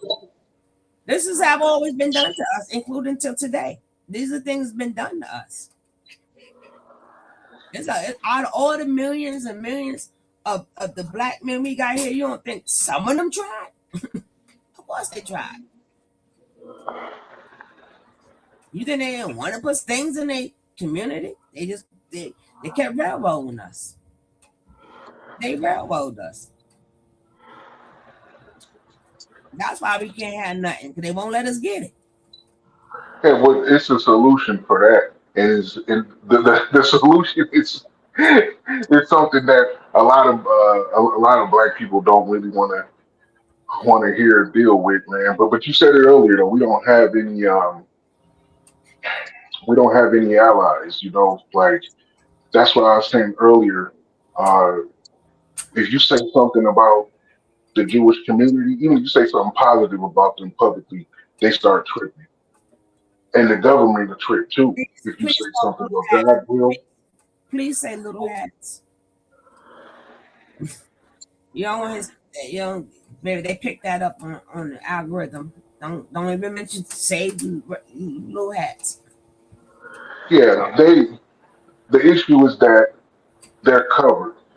They have a nation behind them that is doing something so important for Europe and America that they have uh, power. They got leverage to get stuff done.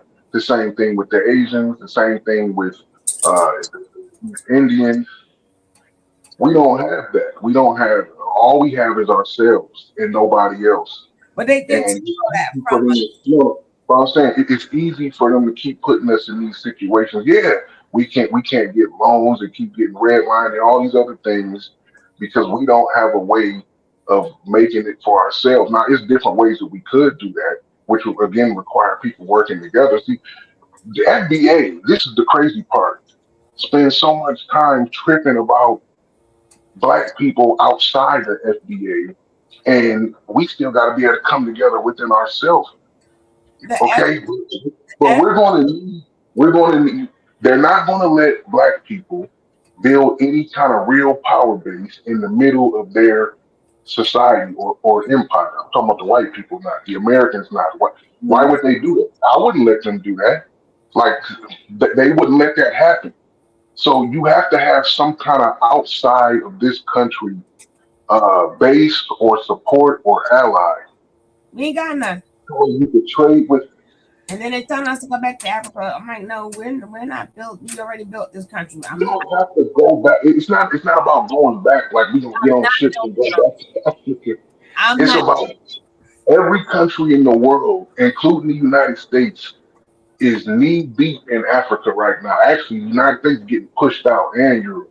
And now China and Russia and India are starting to get into Africa because Africans are done with these Americans and Europeans. But most of those African nations, they want Black Americans in the diaspora period No, to when involve you themselves fix in your their country lives. up, when you fix your country up and have some place for us to come, I'll come. But I'm not. We already built this one. I'm not going to yours. It's not. I'm not saying we have to. I'm not saying Black people have to move there like physically. What I'm saying is that okay, like all of our equipment that we're using, probably we're using right now, phones, computers, laptops, satellites, all of them. They all have cobalt, coltan in them, and gold in them as well. To work, most of this stuff is coming from African countries. But If the we, black people are not in charge of that. So that's true, but they don't have possessions of their own gold mine. The man, including the Asians and they control that because their countries wouldn't be the way it is if they had control of it. yeah, no, you're right, but For me, the last 20 years that's been changing, and really the last 10 and 5 years, they should what's fix going that. on today. Show me how you fix your country up first. Y'all country is in shambles. Before I go and make that leap, I'm gonna do that anywhere. Maybe that's the New York in me. I don't know. But you gonna have to show me, give me some years, and let me see. Because I know I'm not saying everybody's a scammer or whatever, but you got to show me some things first. I'm not going there because what people say. I have to see y'all change. I have to see you want my business. Then I can say, okay, they really building over there. I hear all the things that y'all want to do. I need to see it. You want to do these things, but you telling me you need my money to do it. I can't trust that. I can't trust that. And in that case, I got a bridge to sell you. Yeah, well, don't worry. I mean, it's happening. I don't want to get. I mean, it don't really matter to me. But like too deep into it, turn it all the way into that kind of conversation. But like, let's just say if you have a black person or over here who decided to start a tech company, right? And they wanted to build, let's say they wanted to build computers or phones. And they decided, okay, now I have to have the hardware to put into this stuff to make the motherboards or whatever. Well, they're going to need to get most of that material from an African country, probably the Congo, Burkina, wherever, right? This is what they're probably going to do. They're probably going to have to get it through a middleman distributor from America or Europe who's going to go down there and get it and then bring it back. Or they could just cut out the middleman and go there directly and get it. And a lot of these, just like here in America, certain things I'm just not going to do. So it don't matter if you're Africa or America or anywhere else, right? I hear the possibilities. I need to see it. I don't have no time for these Ponzi scams. You have to show me this is not I didn't say no. I'm giving you an example of how trade would happen directly. It's already happening. We just don't have it because we don't know. There's not any black people or companies in America that really produce anything physical at a scale like that, like to where they would even need something like that. That's one. Black people aren't any black people who are really in tech. They're either in the software business or they're working for another company, but they're not building anything. You know what I'm saying? Like physical. Hell, even American companies aren't building stuff over there. I don't see them building in their own country. It's like 6 billion people. I need to see how a lot of them is going before you want me to invest. Oh, well, okay. I'll just tell you real quick though. Speaking of, it's this guy, Aliko Dangote. So a few years ago, he built the biggest oil refinery in the world. It's the most biggest and the most modern, and it's in Nigeria, right outside of Lagos. So what's going on is they're pumping out oil by the billions of dollars a month, right? But they have to send it outside of Africa, have it refined into gasoline that they can use, and then they have to buy it back. So this is why they're getting played money wise because they don't refine it. Now they're refining their own oil and then they're selling it directly to people who need it for production. So they don't have to buy it back for themselves and they don't have to pay anybody else to refine it for them. A 20-year plan. I hear you. Show me at least a 10-year. Let me see a 10-year plan. I got to see something. Oh no! Look, it's okay. Look, I'm gonna tell you, every major movement that ever happened in history with any group of people, it was always a small few who did. Usually, anywhere between 2 to 5% of a population actually did the actual movement part, and then everybody else came along with it after it was over, or either while it got going, or definitely after it was over. It doesn't take even half of a whole group to make something happen. 'Cause when this happens, well, hold on, I just want to say, when this happens with us, and it will happen because it's happening, most black people are going to just be watching it on their YouTube channels or on the news or whatever while it's happening, and then they'll enjoy the fruits of it after it happens. That's what's going to happen. It happens almost in every way with every group of people. People have the right, like if they want to do it, there's nothing wrong with that. But I got to see business plans, right? I got to see some things first. Like I said, I don't care where. It could be my next door neighbor. It doesn't. I have to see something. I got to see your growth, how it's going. It has to be for some years, and I have to make sure you own it. Because if your own people, if you can't build up your own people are hungry, your own people are doing things, and I'm outside. Imagine what you do to me. They don't do good business. It may look like I got to see you do good. You do good business, and I got to see that it's been flourishing for years. Because you're known for not doing good business. But if people choose to, I mean, whatever you do is okay. Oh, you got that right. But like I said, people they have that right. But then you're not going to say, "Oh, only come here if you got some money." We don't want the poor Black Americans to come, baby. You ain't got time. Again, once you show me who you really are, I'm not dealing with you. I done been on too many of their pages, and don't come here unless you got money. Okay, then you really want to know. Well, us poor folks will stay over here. Now, we could have started a hedge fund and got money together to go deal with y'all, but y'all keep opening y'all mouths. So, okay, fine. I'm not doing all that. Like I said, they got their pages on YouTube. Listen to how they talk. When I say something, I don't just say something out of my mouth. I be keeping my ears to the streets. When you go and I don't even be looking for it. I be thinking they're doing regular talking and happen to be their channel. You got to hear how they talk about us. So I said, oh, okay. You want us? We in 2026. You want us to, now y'all want roads and houses and this and this and this. So, oh, well, come on back. But you got to have money to come. All right. I'm done.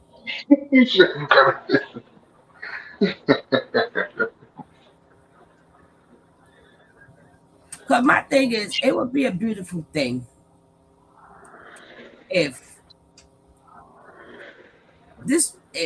y'all accepted us, if we was accepted and y'all made it like more friendly, we will go back and draw. You won't even have to convince us. But it's not like that. It's just that. It's just they know. They try to say that we Africa. First of all, when some of us was taken, y'all wasn't even Africa yet. Before y'all sold us, right? Before y'all sold us down the river. Y'all wasn't even Africa. Y'all was different tribes. So, no. And then they changed the maps up. So, they included certain places in Africa that wasn't even Africa when the white man named it Africa, right? That Africa's named after a white man. So, you want me to represent 54 countries, and then the tribe where we come from, it wasn't in Africa, but it's still in the same region. And we were the dominant one. They were not. And they took our tribe and sold us down the river. Now they got buyer's remorse. Now it's come back home. No. Because now we can sue you for reparations also. When that y'all decided to come to here and speak for us, and then y'all wanted our reparations. Talk about you come. Oh, they blew them up in New York too. That man had come from Ghana talking about he wanted our reparations. Why you do that? All the pain it caused them. What pain it caused y'all? I'll wait. Man, listen. I keep my ears to the street. But like I said, I can't wait to DJ. I can't wait till he find these things. What's going on with this young boy? So I'm supposed to be sleeping. I gotta be up in the morning, and I ain't even tired. Y'all done messed me up. But yeah. But like I said, there's a lot of different things is going on, baby, in this world.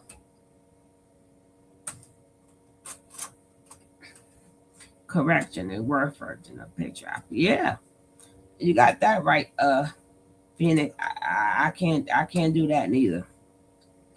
I'm not. You gonna be marrying none of my kids off and marrying? No. Where you at, DJ?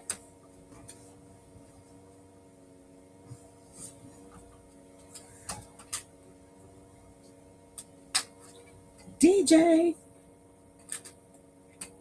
No, we can't hear you at all. We don't even see you. We can't see you or hear you.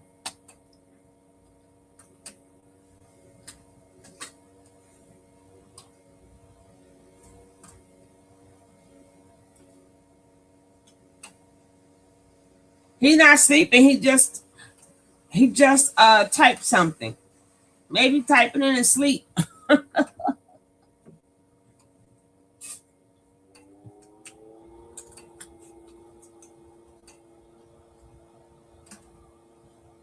All right. Let me just see you tomorrow.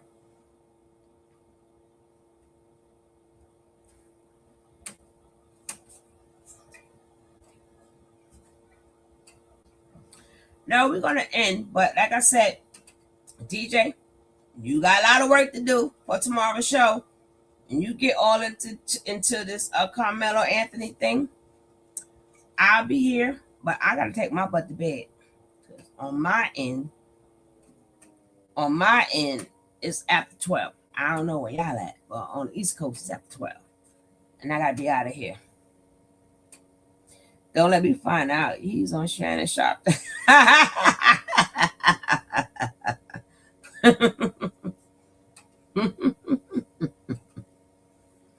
I am so out of here. But I see you guys tomorrow. In peace. I am out.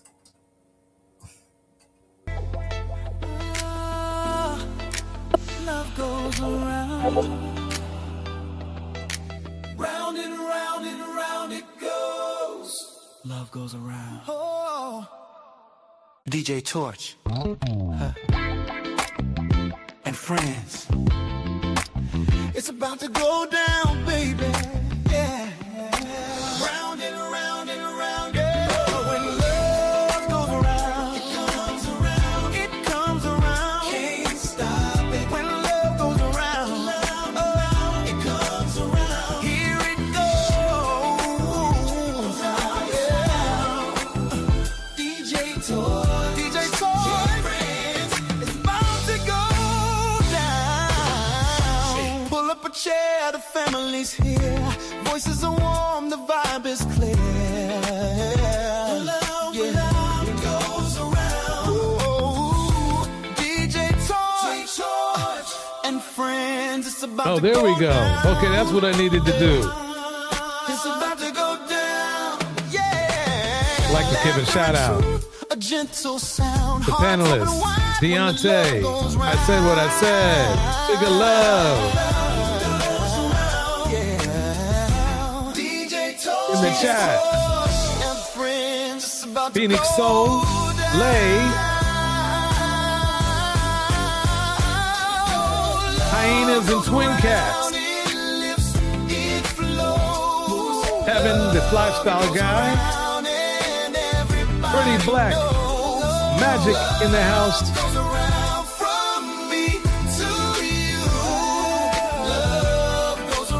I'd like to thank everyone for coming through. Sorry for about my difficulties with the microphone, but I got it good now. We share, we laugh, we grow. Respect the space. Shout out to I Said What I Said. Thank you for coming to the stage.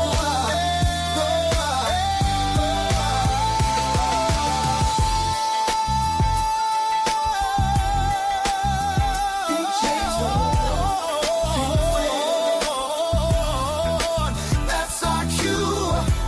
It's not a party without you, without you, without you, without you.